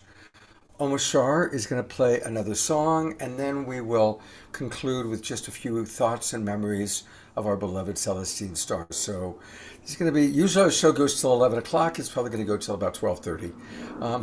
I ate a banana to kind of hold me over. And Sheila, before we go back to Renee and Anthony, what would you like to share? What has come up for you in all this dialogue and all these wonderful sharings? Well, I just appreciate so much what everyone has been sharing about their own experience with Yeshua and Mary Magdalene, and just the important messages that both of them are bringing to us during this time of the rise of the divine feminine, but also of balance. And I think that's just so important because, you know, so much of what we see happening in the world, whether it's war or environmental degradation or, you know, social inequity, lack of access to education and health care, all of this is stemming from, you know, this lack of balance and separation.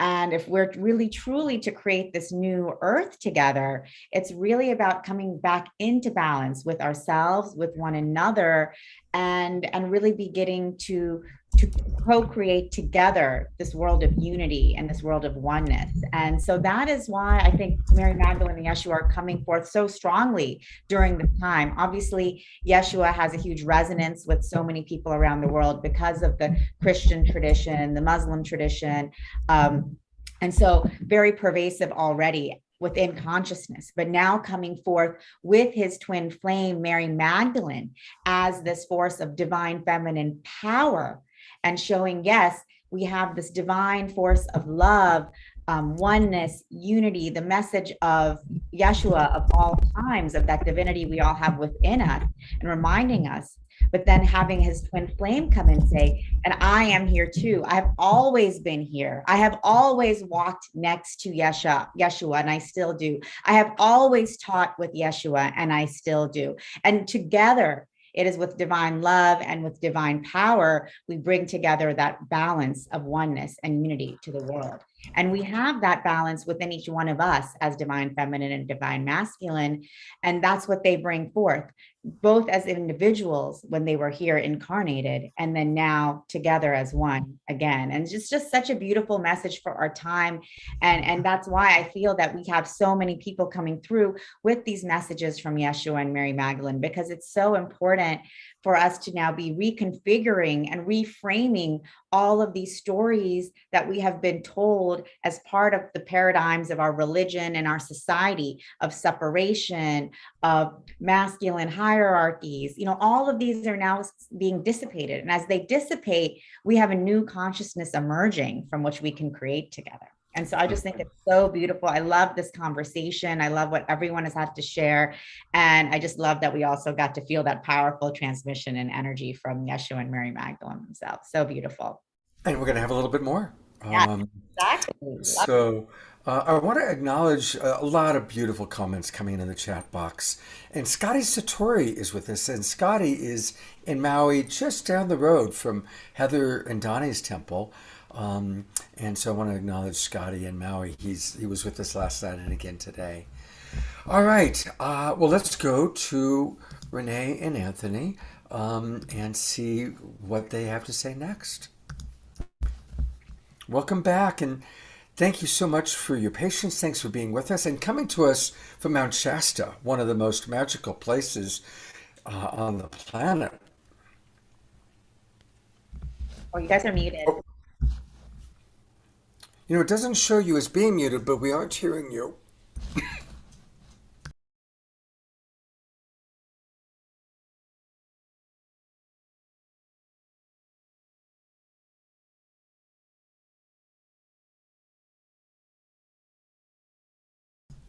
Well, while you work on that for a minute, let me go back to you for, this might be a good moment, Tangela, while they work that out.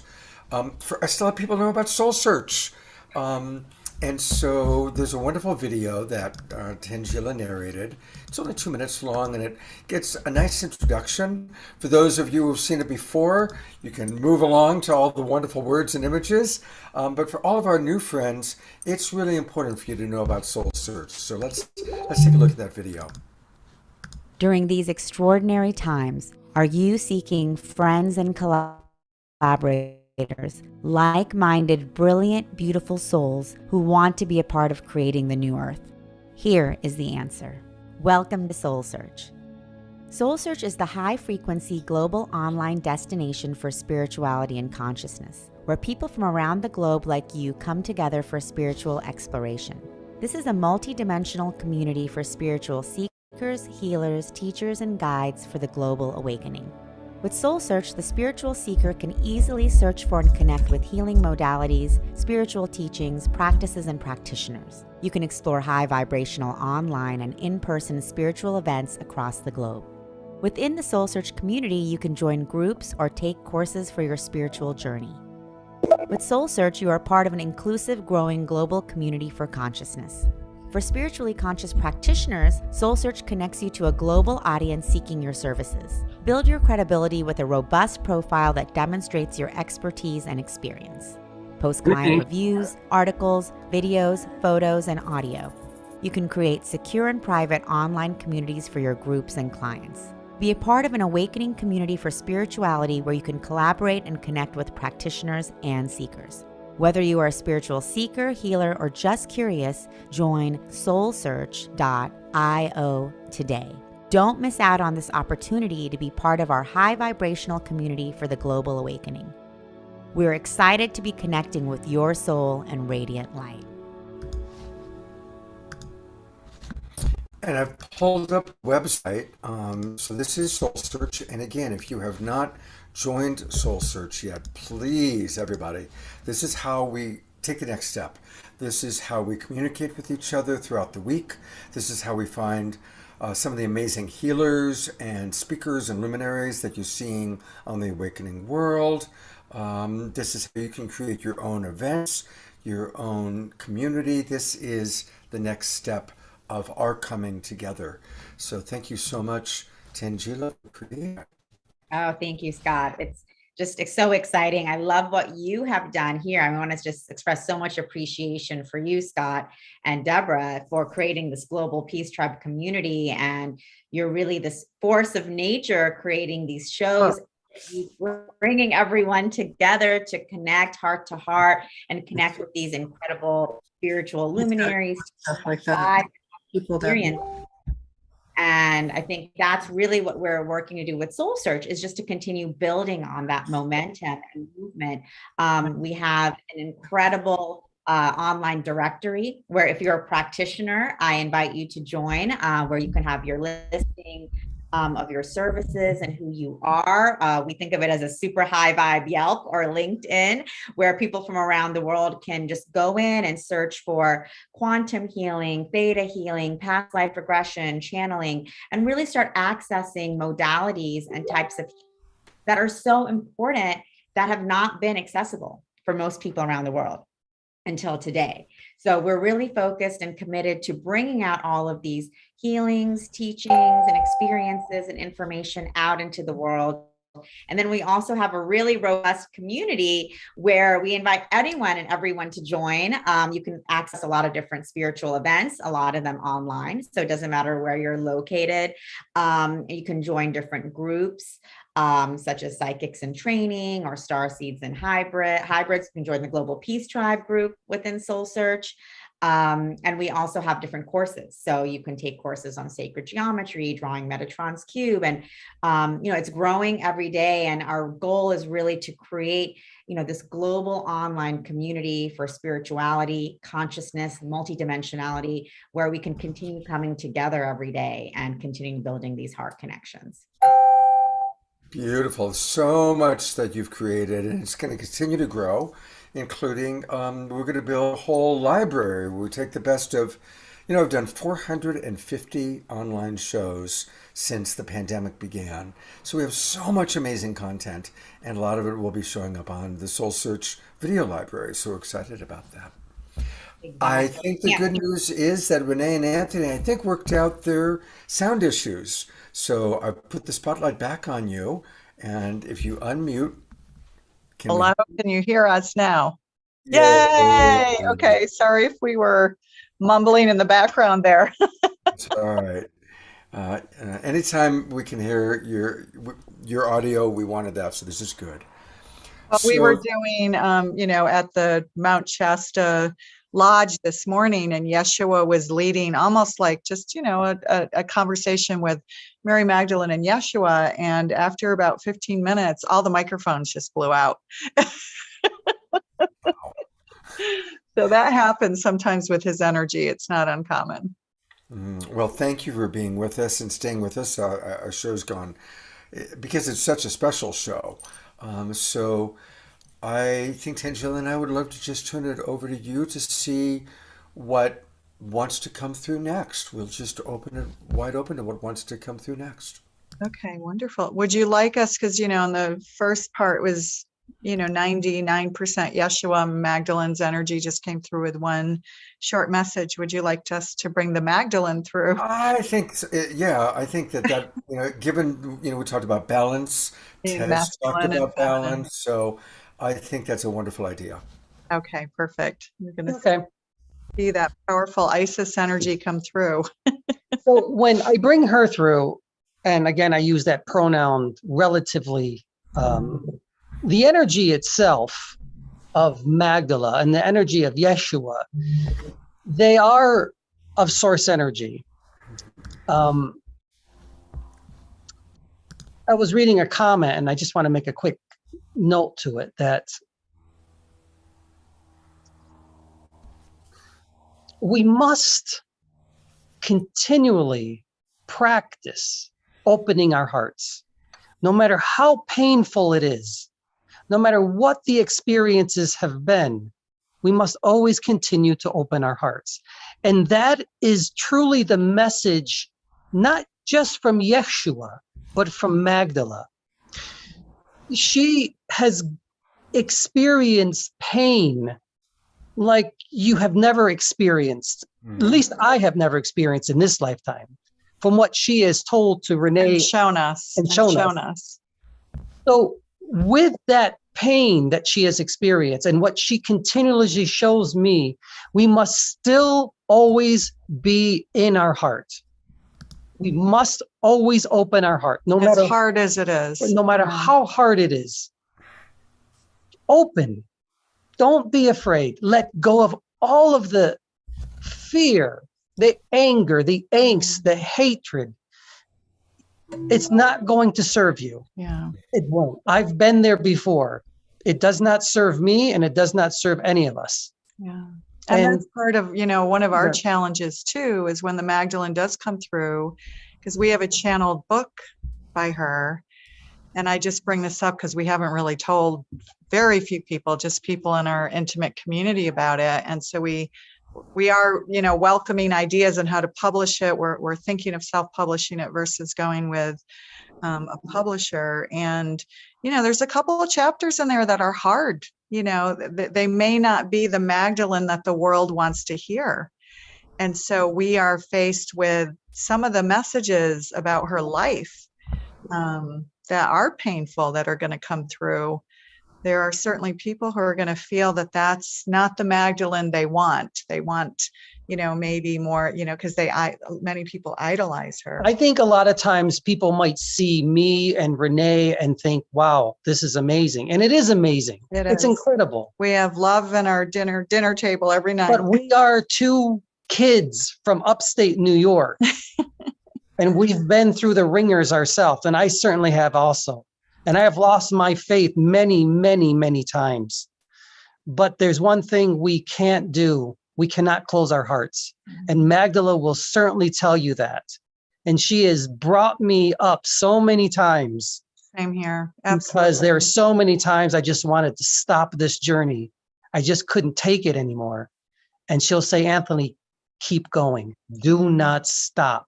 No matter what comes to you, you keep going. Stay aligned with your purpose, Yes. whatever Stay that aligned. is, and be in love. They're always like, be in love with you, because when you're in love with you, you're in love with Source. You're in love. Well, I can with- feel it right now. She's giving me chills throughout my entire body. And I hope all of you can feel that too when she comes. Let her come. Let her just become this incredible energy, a force, a feminine energy that is something like I have never in my life ever experienced before. It is truly divine. Yeah. It is divinity in and of itself. It's like, when I write, it's like it's automatic writing. She takes over my body. She just takes over, and it's like, and sometimes, it's literally like a torch that wants to set the universe on fire. I am Miriam of Magdala. I am here. You cannot speak about me and not have me come through. It is only simply through you and Anthony that I can come and show myself this way again. And for that, I am grateful as well. Do not hate. Do not see divisiveness. Do not see separation. Never, ever shall you see that again in any of you. You find love in you again, and I will be there. I will pick you up, and Yeshua will carry you. We will be there together as divine feminine and divine masculine once again. But I'm saying this to you now. You open your hearts like you've never opened them before. Do not be afraid. I had fear in me, but I saw the source of Christ, the source of God within Yeshua. We work together as one. I say this to all of you. I am here again, and I will not leave. I need only a small opening in your heart. Give to me, and I shall give back to you 100-fold. It was not easy for Renee to open herself up to me. And I said to her many times, you look like me. And you do. The big nose. Anthony resisted and resisted and resisted and resisted. And I said, grow your hair and grow a beard and become who you said you would become. I challenge all of you to become who you said you would become. Women, lead. It is time. Men, assist. It is time. Become one again. Women, I am here with you. Too long has it been that you have said that I was something that I was not. I did what I had to do. And I continued. I know pain. I know anger. I know angst. And I know sorrow.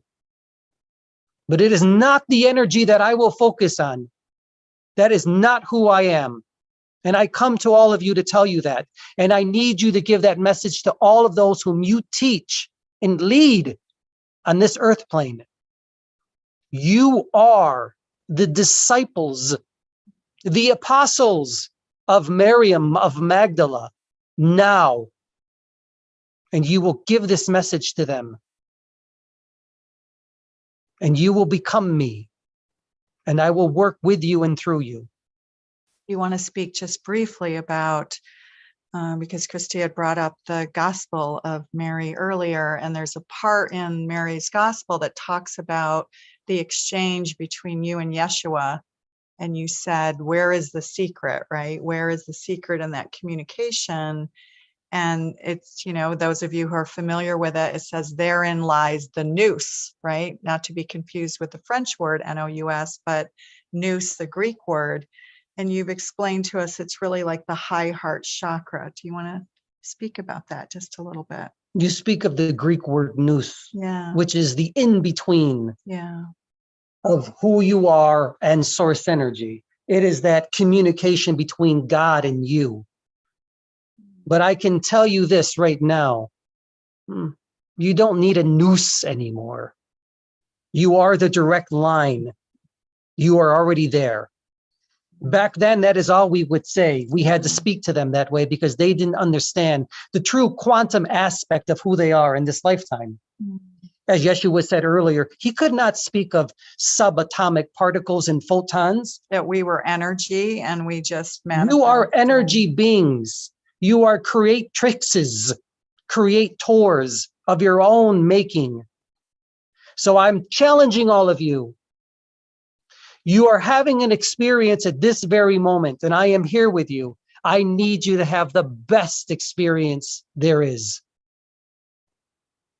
I challenge you to go beyond who you think you are and teach, teach, teach, and become, and create. Things come in threes, you know. I see you, Christy. I work through you in my own unique ways. A gentleness, a kindness, a beauty, but a strength. Much love. Much love to you, sister. Yeah.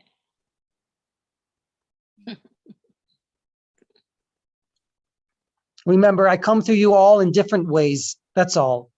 The ways that you perceive me, I will come.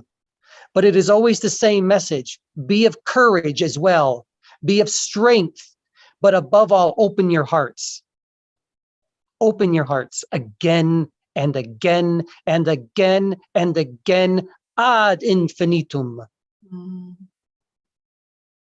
That is what's required. You call it heart math. I like that. Coherence. You call it heart coherence. I like that as well. I don't care what you call it, but you open those hearts. We do not work through your brains. They are nothing more than the antennae that connects you to everything else. It is through the heart, chakra, that we come. Remember, we bring into our fields, our auric fields, we bring in Speak that up, sister. we bring into our fields what we bring into our fields, right? So whatever we project out there is what comes back to us. So if we don't project the heart and the unity and the interconnectedness and that connection, then we're going to feel isolated and alone. You are not isolated and alone. You have never been that. We have to be that which we want to attract back into our field. Yes. You look into the mirror and say, I am beautiful. I am special and I am unique. I am woman. I am the feminine divine. And men, you do that as well. You find the beauty, the pulchritude of who you are in the feminine. Those who have lost me, those who have lost the consciousness of Christ, Yeshua, he's in there looking at you in the mirror. Remember that. Now, what more can I say to this angelic group of beings, this divinity of femininity that I see before my eyes? You are the colors of the rainbow and then some. Use that to your advantage, ladies. Seek, and it shall be given. Ask, and you are already there. I am here with you. I will be the force within you to continue your messages. However that is, through me, it's through my writing and, speaking, but for everybody it's different, right? It could be through art or music or, all the gifts that we have to share. We all have these beautiful gifts, and the Yeshua and Magdalene energies work through us in all of those unique ways. Adorn yourselves as you desire to be. Yeah, I love all your gowns, Heather, on your website. Beautiful. It's like, yes. That priestess energy is coming. Be through. woman, be feminine, Yeah. be who you truly are in this lifetime. And do not deny yourselves of that. Do not deny any longer that divinity of womanhood.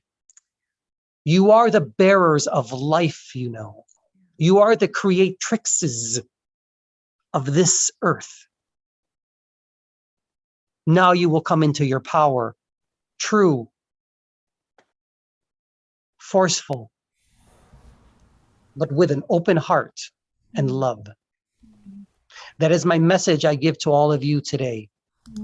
Men, be with your women, be with the feminine, and become woman again. Do not divide yourselves anymore. Do not divide, do not separate. Come together again as one. Yeah. I am Miriam of Magdala, the tower.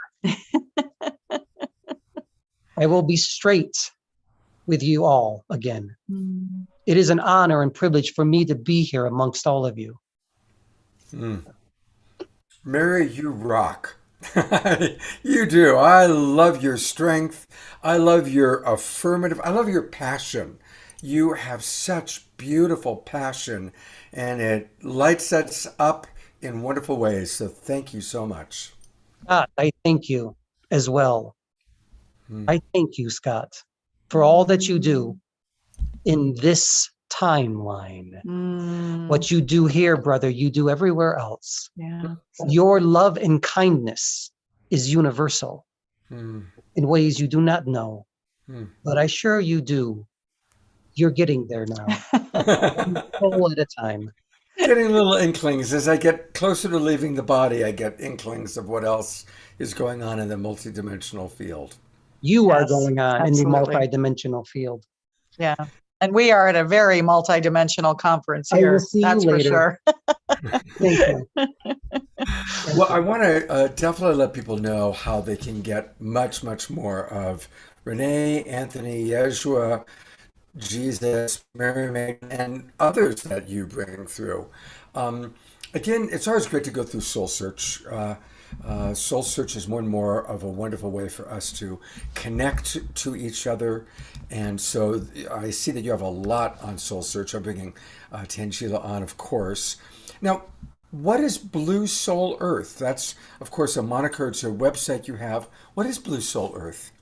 So Blue Soul Earth, we teach essentially through our Blue Soul Earth. We do Blue Soul Circles, live Blue Soul Circles in Marin. So any of you who are in Marin or Northern California, we lead Blue Soul Circles, which, we channel and we teach. So it's a combination of both.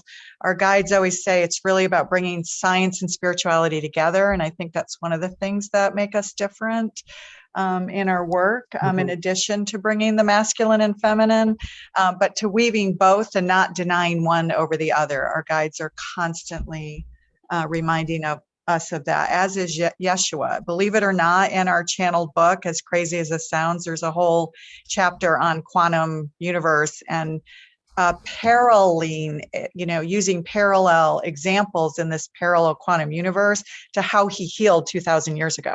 I mean, Wow. It's absolutely fascinating. Even when we reread it, and I'm editing the book now, every time I read it, I'm like, say what? It's like how he, literally raised Lazarus from the dead, and all of that was said to be true, but it wasn't really as magic as we think, because ancient sages in India did this, right? Absolutely. Yeah, so he just kind of brings in the quantum aspect of how he healed and how he did that. So it's really interesting, because the rest of the book, 99% of the book is really about their life 2,000 years ago. And then there's this modern science that gets thrown into the middle and shakes things up. Beautiful. So I've gone on to your book. I've been your website, and I see a lot of books that you have. Heal Speaks, Energy, Body, and Quantum Healing, Metatron and Sacred Geometry, Manifest Through Spirit. You are busy. My Lord, look at all these books that you're writing, doing channeling every day. You are in your Dharma. Isn't that beautiful? Yeah, so we do have those are sort of shorter books, and a lot of them accompany some of the bigger courses that we used to do live. So we did a whole thing on sacred geometry with Metatron and Melchizedek and, goddesses in the early days. So on studywithspirit.com, you can get a lot of those pre-recorded courses. So you can just kind of, go in there, and of course, everything is just there for you to go at your own pace. There's some guided meditations on there as well. And the two things we're most excited about now, and that's largely because we've been so focused on our books. There's two books, actually. No one knows about the second book. It's finished, but it hasn't been edited at all. And it's Yeshua only. And it's I don't even know how to describe it. When Anthony said it's been a journey, we resisted this. And I think the book is definitely going to appeal more to men. I just feel that, because I would be like, can we just get through this book and get back to like the second Magdalene book? And I would get kind of frustrated and not bored, but frustrated by some of his parables. I'm like, you're answering a parable with another parable.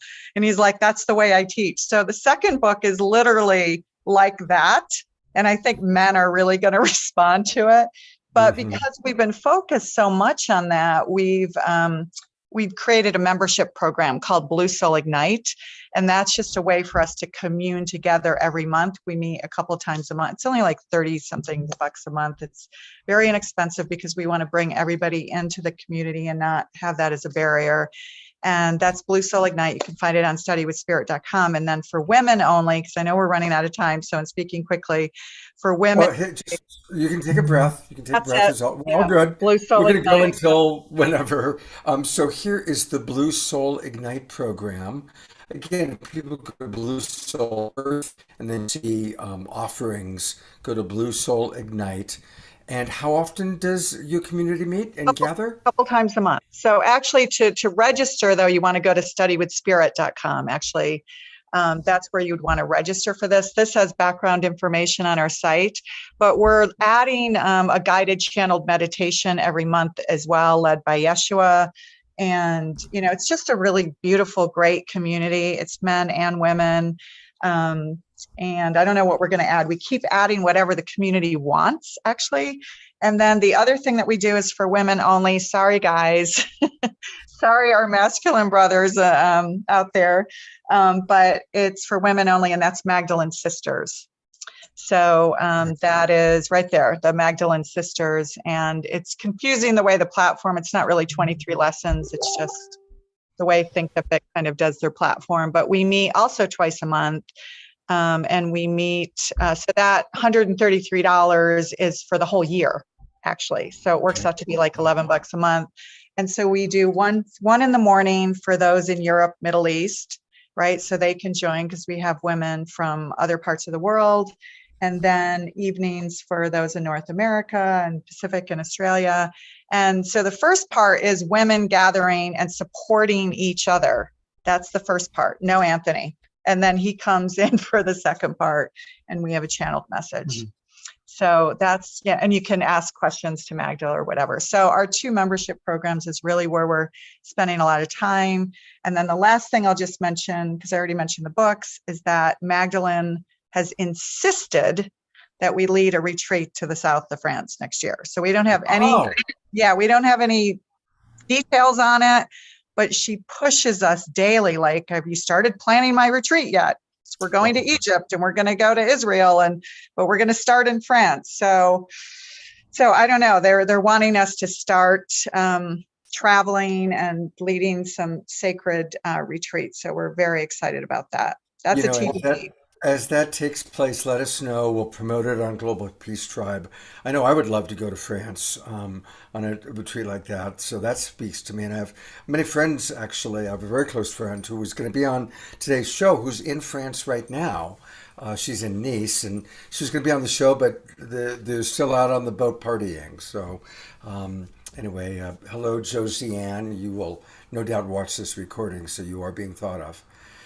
Well, thank you. Was a big part of her life. Yeah, no, definitely. I think that would be really wonderful for Global Peace Tribe and Soul Search to kind of collaborate on that, to put that together. We're going to have our first Global Peace Tribe / Soul Search retreat in Sedona in October. So sometime next year, let's go to France. That sounds good to me. That sounds exciting, and it'll be wonderful. I mean, for those of you who are able to experience Anthony and Renee today, you feel how powerfully the transmissions are coming through, even Zoom. So when you are there with them in person, it's just such a next level experience. We were excited to host Anthony and Renee for an in-person workshop in Sedona recently, and everyone there was just blown away by the energy that came through from Yeshua and Mary Magdalene. And then we had a nice surprise from all of our galactic brothers and sisters there at the end, as well as Morgan Le Fay. But so I'm sure the retreats will just be fantastic. And, Oh, and hey, Scott, I'm actually on, and this ties in with Celestine. Great, Leah. I'll come to you in a moment, Leah. I see that you're on, and we'll come to you in a moment. Because we are going to, as we wrap up this part, we're going to transition into honoring Celestine Starr. I realize he knows I'm on the way to dance, so I'll... So thank you very much, Renee and Anthony. Thank you very much, Tez Gabriel. Oh my gosh. Thank you very much, Christy Michaels, who I think might stick around for the Celestine Starr celebration part. And thank you, Heather. And thank you, everybody, for being with us. Here we are 2.5 hours later, still going strong on this particular Sacred Sunday. And to just help us transition from all this incredible wisdom that has come in, I'm going to turn it over to beloved brother Omashar and ask him to play some music so we can integrate, and then we'll move into celebrating Celestine. So, Omashar, the spotlight is on you. Let's take a few deep breaths. Hands on our hearts.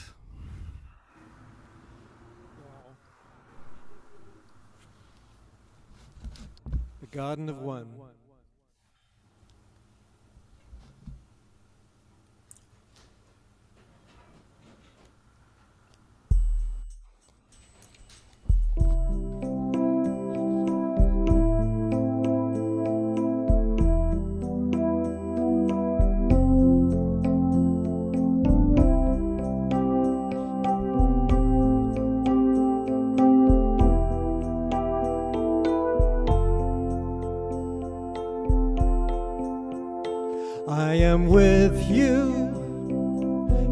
inside.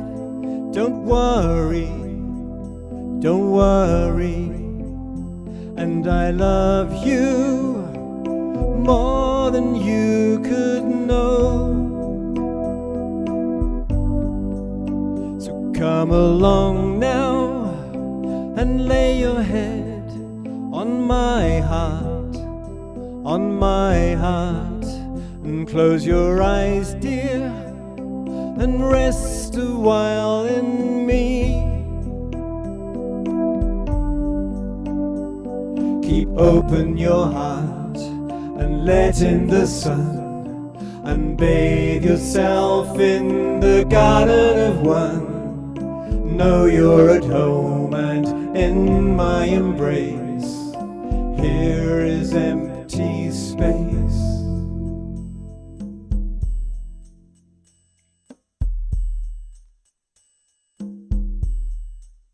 And now I ask you to take a step towards me, toward me.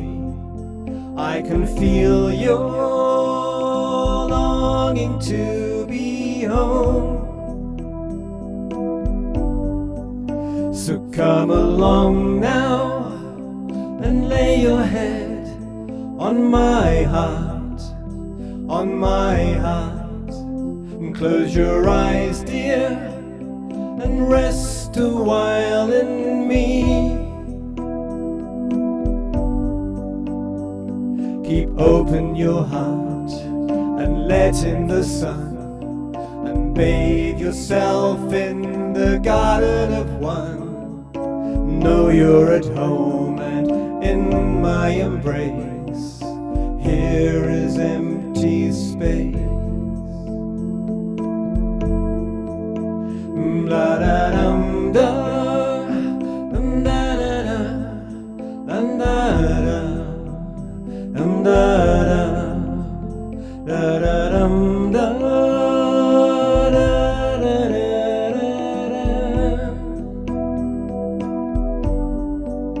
'Cause I am with you here inside. Don't worry, don't worry. And I love you more than you could know. Keep open your heart and let in the sun, and bathe yourself in the garden of one.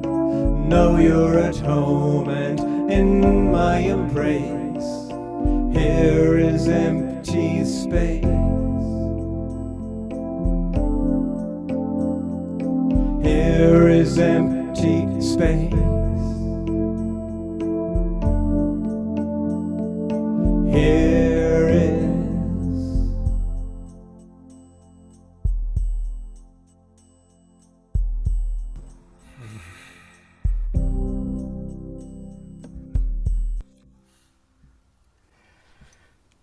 How perfect. I'm recalling earlier we heard that between the polarity of the masculine and the feminine is the empty space where all creation takes place. I recall that from earlier today. So your song reminds us of that, Omar Shar. And yes. I don't choose songs. I kind of come onto the platform, and the song goes me. I go, okay, I trust. Thank you. Thank you, Omar Shar. Thank you so much. Thank you, Renee and Auntie. And now we are going to transition into honoring and celebrating again, as we have all weekend, our beloved soul sister, Celestine Starr. And I want to, as we are hearing from Leah and Heather and Christy and other friends about Celestine, I want to remind everybody that it's important for us to support the ongoing work. And there's a GoFundMe that has begun. And I'm really proud that our Global Peace Tribe has raised about $2,000 in the last few days through that GoFundMe. And so I'm going to put that up in the chat box and I'm also going to bring it up on the screen periodically. I am going to introduce Leah, Leah, who is a longtime friend of Celestine and also of myself, and she's coming to us on her iPhone. She's about to go to dance. And Leah created a beautiful online experience where about 100 of us came on and people shared their memories. So Leah, if you can unmute yourself, would love to hear from you a little bit about, you've had some beautiful conversations with Celestine's daughter, and a little bit about the beautiful event that took place on Friday afternoon. Well, thank you, Scott. And I'm wondering if everyone can hear me okay. Yep, we hear you well. And my apologies for kind of jumping on in there, but behind the scenes, Scott and I was having a little Zoom issue. Anyway, I wanted to say hello. It was great to see Heather. Hey, Heather. I love the couple who are up there on Shasta doing their great work. A bit of a story here. I was a longtime PR manager of the River Guidance Adventures, the yoga, conscious dance, and rafting retreats that were run by our dear Gail Orchier, the great River Guidance and friend of Scott's. Along the way, through Gail, she was sort of a portal into this remarkable community of people. And that is how I got to meet Celestine. The minute I met her, I'm a Rasa yoga teacher myself, sound healing yoga. And when I met her, I felt this divine grounding and yet ascension all at the same time. There was such a purity there. There was no ego mind. She had already ascended and she was standing right in front of me, you know? So I knew this was an incredible woman that I wanted to know more of. Over time, you know, things happen and I wanted her to sit with me sometime to talk about all of her sacred journeys. I was starting a program, the Mother-Daughter Paradigm Shift, and I wanted to incorporate some of these journeys. And in fact, even today, hearing about Heather and these other great trips, I think there's something here. We've got to start a scholarship fund, a Celestine Star fund for sacred journeys for people who want to go on these but may not have the funds. So let's discuss. Anyway, cutting to the chase, when I had read first on Celestine's page that there were writings on this page that her mother had died, and I started to comment from San Diego, where I now live. I'm up here in Marin for right now for the next few weeks. That I started saying, you know, I'm so sorry to hear it, and so great that you were here with her. But when I went over to Jen Healy's page, Jen had said that Celestine was gone, and I was shocked. It just went right through me, the amazingness of her, and also the rapidity of this news. And having had mother-daughter issues, et cetera, I immediately was on this and said, we must create a Zoom gathering, like immediately, like now, because I know that people are going to be so needing this community together. And I reached out to Scott, I reached out to Deborah Giusti, Kieran LaPuma, and Christy about this. We had had a similar 7 gatherings for Gail when she passed away, and also Diella Grace. We had 2 Zoom gatherings, so I knew this is the time. So cut to Friday, we had a Zoom call of over 90 people on that call who were just there to share and discuss and grieve. And since then, Deborah's messaged me, we need another call. So I'll be putting on another Zoom call. It will probably be this week in the evening for the people who couldn't make a daytime one. And I'm also in the process of creating, along with Lysandra's permission, Celestine's beautiful daughter, a beautiful big Facebook group that will really encompass all of this. It's a big sacred container so that people can comment and do photos and share, and there could be announcements of the memorials. It's similar to the River group that we started so long ago with the River Guidance. And so Lysandra loved the idea. We're working on a title like Celestine's Angel Announcements, something like that. So please keep up with Deborah's page, Celestine's own page, Scott's page, my page. I'm Leah Saslav, and we will be announcing that group, and please join it when you're able. So I thank you all. I'm going to exit. I know Scott has our Zoom, I believe, queued up from that wonderful Zoom call. So you'll get to hear many more people than just me. This was just me putting it together. That's it.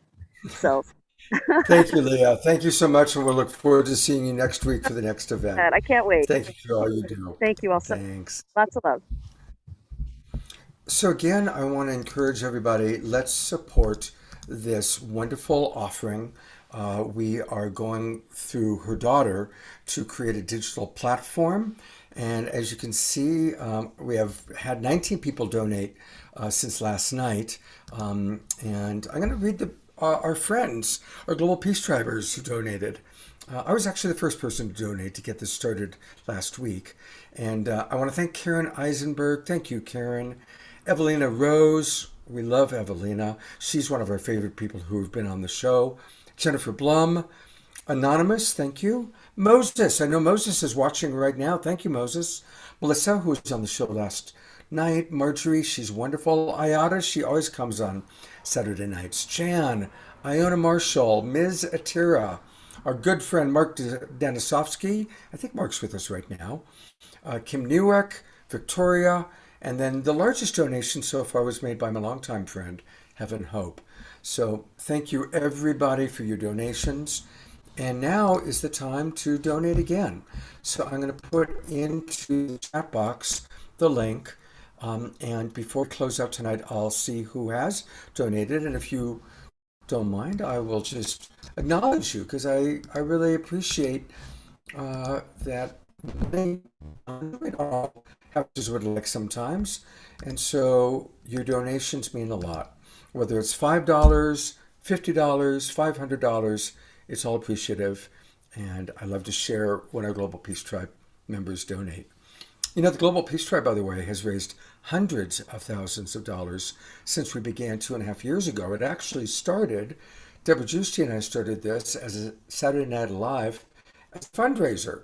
And over the years, we raised money for people who lost their homes in the fires. We've raised money for friends with cancer and heart diseases. So that's another big part of what Global Peace Tribe does. I'd love to open it up to anyone who wants to share a little bit about their memory of Celestine. And so if you have a memory you want to share, put your hand up. You can either raise your hand. I'm going to go to gallery view. Oh, I think there we go. Dr. and Mrs. Future are with us. Two of my closest friends. They create the videos that you see, like the video at the start of every Awakening World. And I will be with them in that home on Wednesday night working on the next video. So I'm excited about that. Dr. and Mrs. Future, tell us about your connection to Celestine. Wow. Well, we are in the might call the scribe tribe part of this the tribe, tracking the evolution of our tribe's consciousness over the last 35 years or so. And Celestine and us have worked very closely together on many cosmic projects.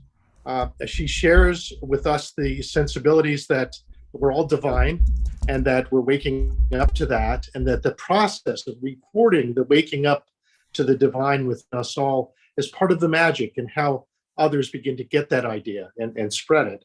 And she was very much someone like us, carrying recording equipment everywhere and catching the magic moments that defined us and showed our expression of who we are and how we're evolving. We have so many wonderful events, many of which we shared with you, Scott, in Maui at the turn of the millennium was a big one, with the Goddess Temple in Boulder Creek and all the amazing insights that happened to so many there. The New Living Expos, and it's an evolving thing. And I think her footage is key to sparking many others in terms of waking up to who they truly are, and to see the universal truths, like we are all divine. We're all connected to the divine. And then ultimately it's all God all the time, and a recognition of that on a very deep, visceral level. Mrs. Future here has had a very, very close connection with Celestine all the way up to the end. She was contacting us for a project she was working on that involved her latest transmissions. So why don't you share a moment about that? Yeah. I'm thinking of hosting a Zoom myself tomorrow on 11/11 in honor of Celestine, although the thought just came to me today. I haven't done any announcing or inviting or anything. But over the last 6 months, I've produced some videos with her, and she produced some videos that are for the Galactic Federation Council, the Galactic Council. And she was planning to put these together into something, be a digest, because she has been conducting a group on 11/11 for a very long time. And this is the project that got interrupted, but she and I were in constant contact trying to bring those things together. And, you know, I feel very much like not just, she's part of my soul family, and such an incredible inspiration and divine initiator for me. And I really am just so grateful for her in my life. And I felt like sharing my little bit of writing that I did the day after she passed, when I was feeling her energy. I felt her coming to me. We had some very magical moments. And I thought, if you don't mind, it's just a couple paragraphs and I'll just share it, because I have, you know, very poetic sensibilities. And Ongoing work. what do you think? Is that okay? Yes, absolutely. Absolutely. Okay. All right. So here's what I wrote, waking up, pondering the passing of my friend Celestine.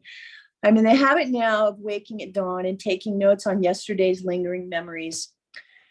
In one item that Al announced on our Dr. Future show, which is on Tuesdays, we let folks know that Earth reached aphelion, the orbital position furthest from the sun, yesterday on July 4th, of course, the day Celestine passed.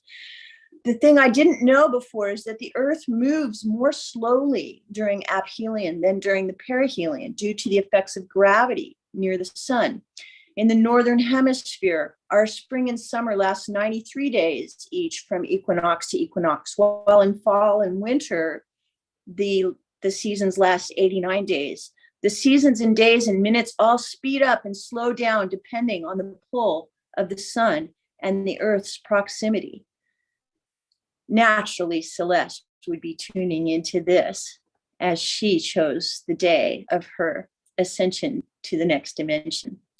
All this science put me into a ponder on the passing of time. And the poet in my soul concludes that time reaches the slowest moment of passing on 4th of July, aphelion. That is the day in 2022 that Celestine, the golden star, was done with her work on this earthly world. The moon reflected back a waxing crescent, which means the light is on the rise. At sunset, the mist rolled in from the ocean on the 4th of July and made the sky too foggy for fireworks. The Valhalla celebration was canceled. Hugs and tears of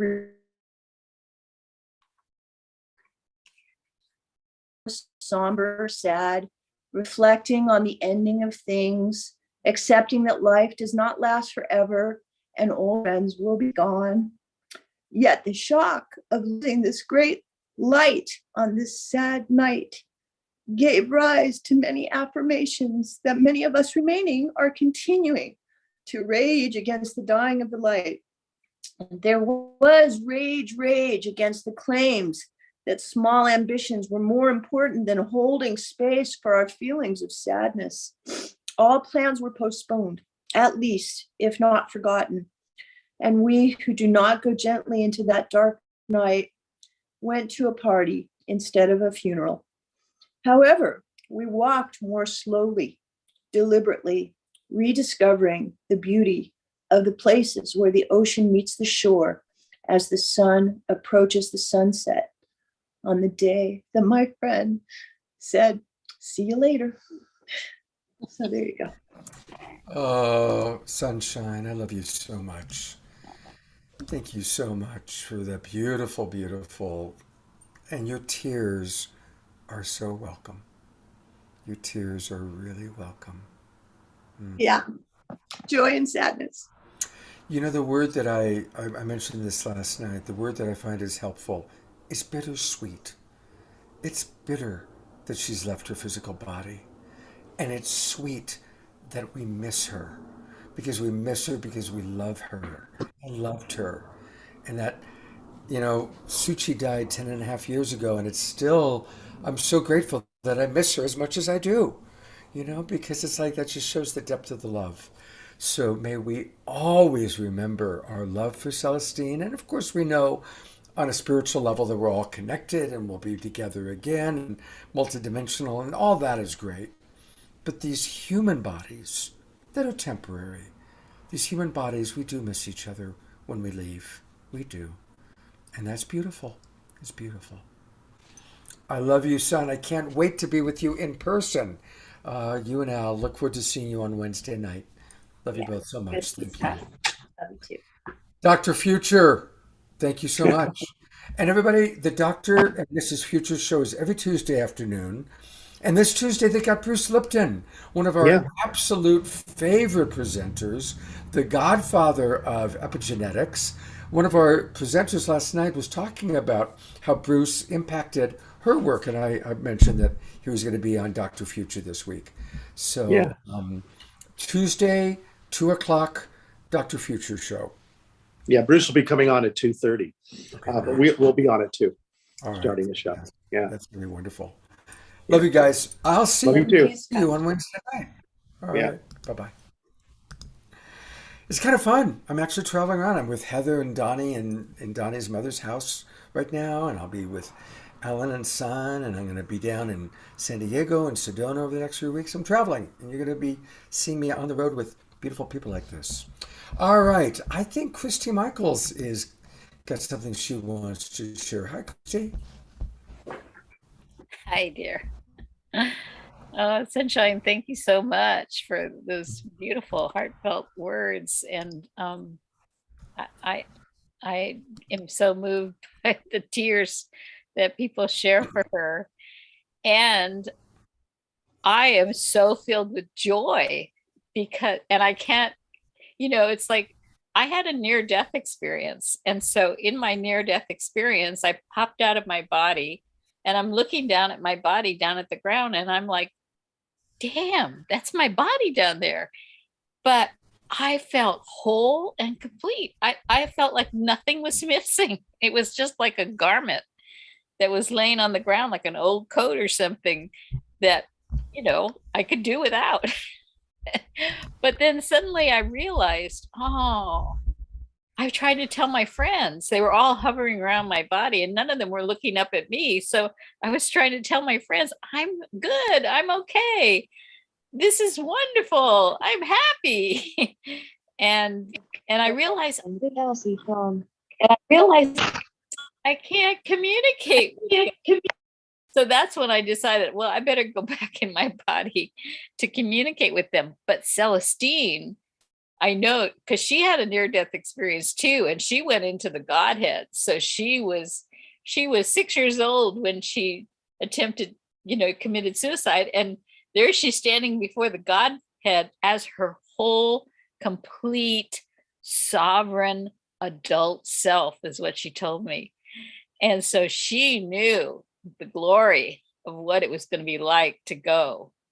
And so when they called me and said that she was passing and the doctor said her organs were shutting down, I knew she had been struggling with cancer and was not doing well, but she didn't want anyone to know because she always held the most positive, high belief for healing and health and wellness. That was her life. Her life work was all about healing. And she went through amazing healings throughout her life, transformations that, oh my God, I could not have dealt with in a million years. And she was so brave and so powerful in her ability to be a healer, not only of her own issues, but also helping others. And she always was about helping others. And, she was the true blue priestess that every ceremony I did, she was always a yes.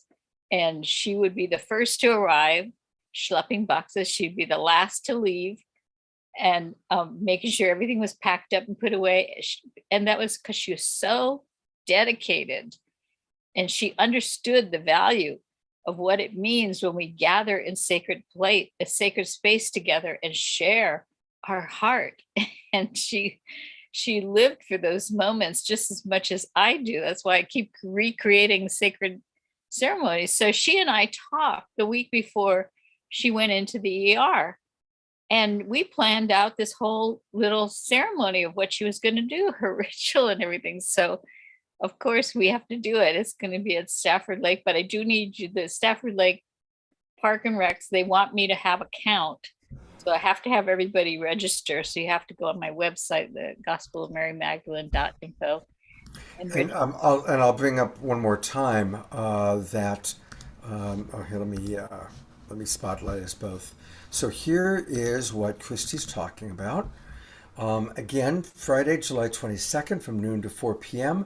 Now, people can go live, but it's also online. Is that correct? No, it's not going to be online. Although I am try to get, because Elizabeth Kelly is going to be speaking. She's of the Holy Order of Mary Magdalene, and she had an apparition of Mary Magdalene appear to her, and she ordained Celestina and I together on that 10/10 date.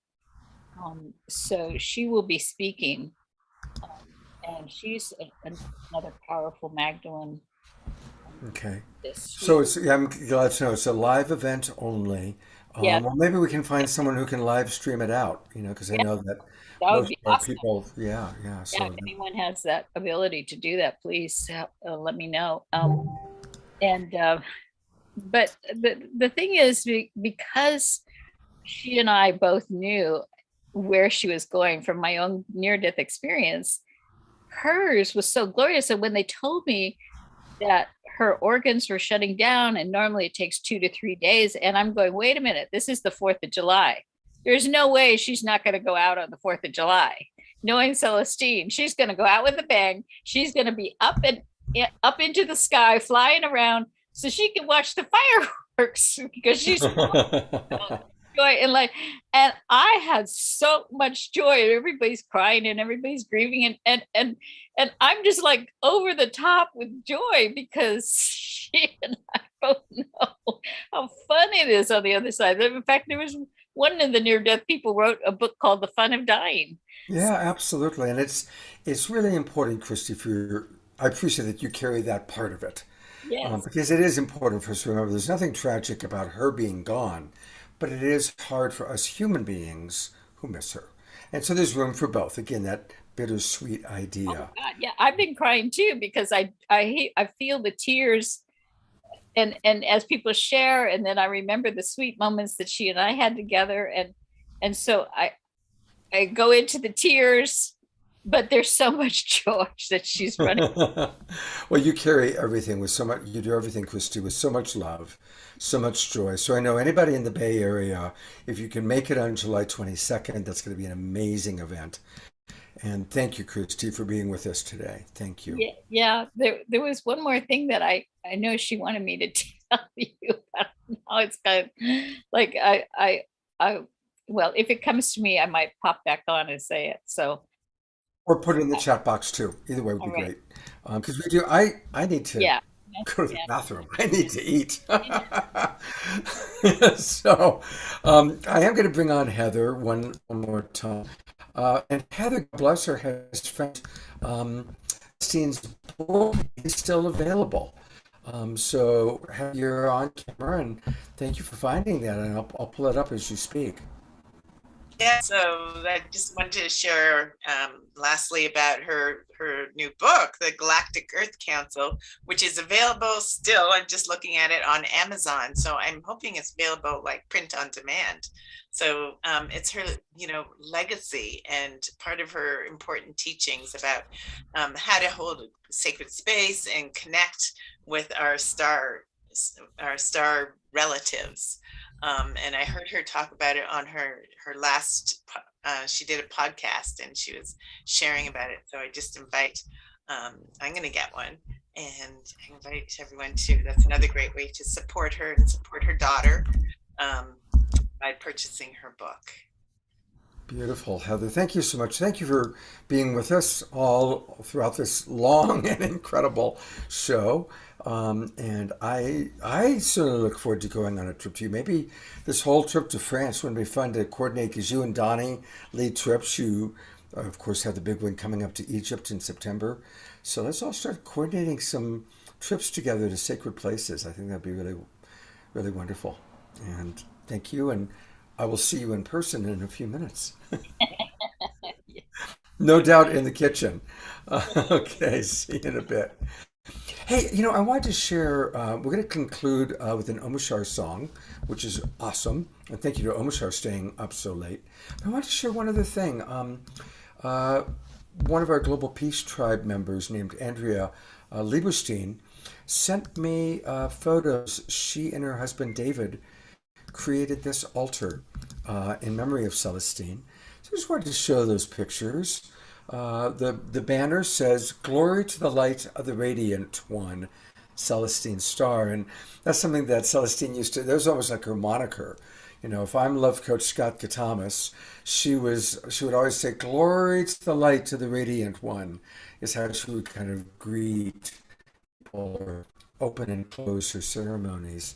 And here's another photo of the altar that they created. And what a beautiful altar. My gosh, a lot went into that. So thank you, Andrea and David, for creating such a beautiful altar to honor our soul sister. And I want to thank all the people. That's at the Peace Park at Mount Shasta. So they have prayer flags flying all over, and they put that up for her next to Kuan Yin. Beautiful. Okay, thank you for that clarification. Thank you. Yeah, is that part of the big conference happening in Mount Shasta right now? Right. Right, thank you. Wow, well, it has been a Sunday. And next Sunday is also going to be even longer because we're going to be including a 6-hour Fantuzzi sponsored, co-hosted Rainbow Gathering event where a lot of the musical artists that were at the recent Rainbow Gathering are going to come and join us. So we're going to start at 10 o'clock as usual with Larissa Stowe. I'll be staying at Larissa's temple next weekend. Yes, I'm heading south. And so I'm going to be doing all of my shows from her temple. And she and I are doing a big show on Friday night together, all about the Weevolution. On Saturday night, I'm collaborating with Unify, Global Coherence Pulse, Teresa Collins, Jennifer Hill, and the theme is Love is the Answer. And we've got Gary Melkin, Johanna Beekman playing music, some wonderful presenters. And then on Sunday, Larissa Stowe is going to share with you her amazing story of how she healed herself of cancer. It's an amazing thing she did. And then we're going to roll from that into the Rainbow concert. So another great weekend of the Awakening World. Definitely make sure you join us. And please share out with people. Let people know about the Awakening World, about Global Peace Tribe, so we can continue to grow our community. And speaking of community, such a big part of our community is Tangela, who has been with us this whole time. Tangela, thank you. And I'd love to get I know that you shared a little bit over the weekend, but for people who didn't hear about your amazing time, you were with Celestine as she actually physically left her body. So I'd love for you to share a little bit about that again, and then any final thoughts you have about the show, and then we'll go to Omushar. Sure. Thank you so much, Scott. And it's just been so beautiful to hear everyone share about the magnificence of Celestine and, and who she is and all of her radiance. And it was really an honor and a privilege for me to be with Celestine in her last hours and last moments. And it was, again, shows you the power of who she is, because it was very clear to me that she cosmically aligned the entire way all of this was happening. And, again, as everyone mentioned, it was very sudden, and we didn't really have a forewarning that she was going to be passing in so soon. And when Deborah called me in the morning on Monday morning of 4th of July, and she said, Celestine is in her, may only have 24 hours to live, and and I said, yes, let's go see her immediately. And soon we headed down to San Francisco. But as soon as I heard the news from Deborah, she had emailed in the morning, and then when she called me, it was, what really came to me was just the glory of the transcendence of her soul and just who she is and all of her power and all of her divinity and all of her magic and all of her fortitude and strength. And, what a gift, for all of us to have known her in this lifetime and in this incarnation. And how many gifts did she share with the world? When I met Celestine, I think it was at Anthony and Renee's house, actually. And I remember it was like, I had just kind of started remembering my connection to Isis. And I was like saying to myself, wow, I would really love to meet a priestess of Isis. And then I suddenly turn around and I meet Celestine and she's like, I'm a priestess of Isis. And I was just blown away. I was like, wow, of course, what a cosmic connection, bringing me one of my sisters here. And she's just been such a lighthouse and a powerhouse. And, over the last few months, she's been so excited about everything she's creating and bringing into the world. And I'm really excited for us to continue supporting that and bringing that forth, her book and her videos and anything we can do with Soul Search to help bringing forth her creations. I would be so overjoyed to do so. And so, when we got to the hospital, she was already, sedated because of the pain and was unable to speak, but the doctor said that she could hear. And so Deborah was just, fielding calls and, bringing to her ear people calling in from all over, just saying poetry, singing, saying their, words of love and gratitude. And, it was just so beautiful to be there just with this outpouring of love coming in from every direction for Celestine as she was rising in her transcendence of her soul, going to the glory of all that is and all that ever will be. And what an honor and a privilege to be there, to hold that space and hold that light and be there with the star families and Isis standing there strong and all of the ascending masters and guides all there in reverence and respect and celebration of her transcendence. So it was really an incredible experience. What a gift. I felt it was very cosmically aligned and ordained by her to pass in that manner and to transition in that manner, in that way at that time. And yes, it was on Freedom Day. As Deborah and I drove back home and the fireworks just lit up the sky, we're like, of course, Celestine, she, we celebrate her freedom and her liberation. And we continue to do that. And she's just so with me so strongly still, as she is with so many of us. And I'm sure she's going to continue to be supporting us, guiding us, working with us, working through us in just infinite ways. So, love Celestine. And Renee and Anthony had to leave because they had to go back to the conference, but they also wanted to share just their great love and appreciation for Celestine, their huge friendship with her. And also in the moments, as she was passing, I had been texting with Renee, as was Deborah, and she also had a huge experience of light coming through and feeling Celestine in the moments of her passing that she had wanted to share with everyone. And so that was also something that Renee felt very, very, very deeply. And so, yes, we just all love her so much, and what a testament to who she is. And I'm so happy we've been able to celebrate her this whole weekend together. And again, Scott, we didn't know that this was what we were going to be doing, when we planned this weekend shows, but how beautiful that we've been able to do this together. Beautiful. Well, thank you. I look forward to seeing you in person on Tuesday as we do more planning of all the things we're going to be creating. And hopefully you'll come back as co-host maybe sometime in August. Would love to do another weekend with you, Tangela. Thank you. And from now on, whenever I look at you, I see Mary Magdalene. You are Mary Magdalene, embodied in a new beautiful human body with that same assertive spirit. Let me tell you, Tangela, she's a force of nature. You know how when Anthony was channeling Mary Magdalene, she was like, no, this is truth. This is Tangela. She's got that same kind of focused energy, and it's beautiful. That's how we call it. That's how we get shit done. She's a get shit done kind of mama. So Thank Yes, you. Mary Magdalene is one of my guides. So I'm just honored you would even say that, but she's with me in all moments, guiding me and advising and supporting. So thank you. And it's just so beautiful to be here with all of you. This whole weekend has been incredible. I love the Global Peace Tribe. I love all of you guys here. We've just, continuing to connect heart to heart, soul to soul in this way is just so amazing. And I just love how every moment when we're gathering in this way, we're truly just raising the vibration and we're just changing the world. So thank you for creating this. Thank you for the opportunity. Love you so much. Love you. Thank you, Tangela. You're such a gift to our awakening world. Thank you so much. And again, speaking of gifts, let's be generous. I want to thank Roger Tellefson.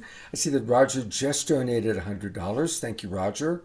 And again, you can donate $5, $50, $500, any number. It's appreciative. I'll put the link into the chat box again.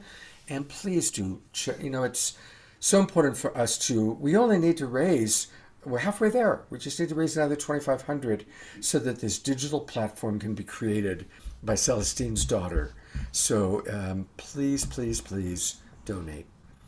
And I am going to go to our beautiful brother Omashar, who's in England. Thank you, Omashar, for staying up. And it's 111 right now. Here in California, it's exactly 111 as I turn it over to brother Omashar. This has been the most perfect show. Thank you so much. And I feel Celestine. And another deep breath, another hand on your heart. Here we go. I am one with all feeling, and one with all love, one with all healing, and one with all. I am one with all feeling, and one with all love, one with all healing, and one with all. I felt alone for oh so many years,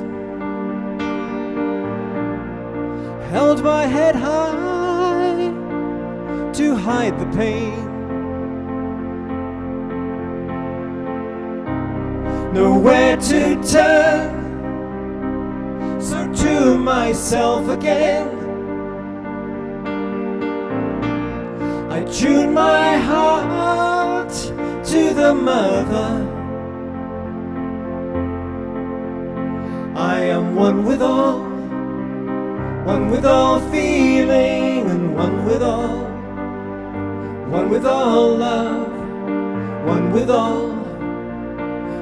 all healing, and one with all. We are one with all feeling, and one with all love, one with all healing, and one with all. The time has come to wake my sleepy head and peel back the sheets of illusion.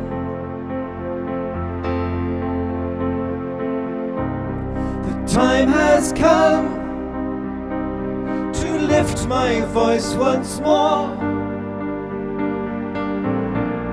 and sing the songs of the new world. 'Cause we are one with all feeling, and one with all love, one with all healing, and one with all. And I am one with all feeling, and one with all love, one with all healing, and one with all.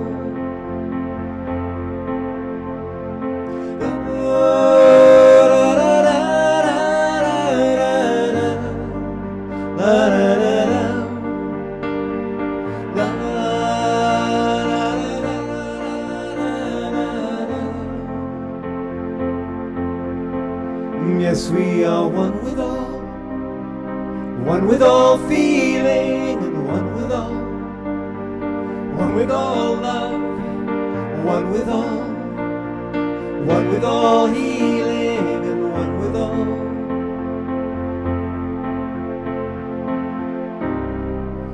The time has come.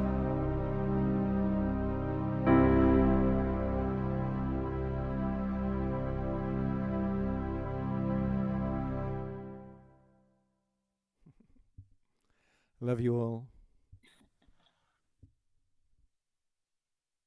Love you so much, Omar Shar. Thank you so much for all the incredible moments that you come on and just bring so much music and so much love and so much Omar Shar magic. It's us. It's us. I just feel us all, and we're doing this together, and it's so wonderful. Thank you. I'm bringing us, some of the us's, back on for one last moment. Here's Dr. and Mrs. Future again, and some of our wonderful people that are here watching us. There's Kieran Eisenberg, Pure Love Essence, who's also in England, by the way. Pure Love Essence is where you are, Omar Shar, at least on the same country. And there's Lynn and Leaf. They always come to our shows. So thank you, everybody. Big, big love. See you next weekend. Have a wonderful, wonderful week. And thank you, everybody, for staying with us for 3.5 hours. It's amazing.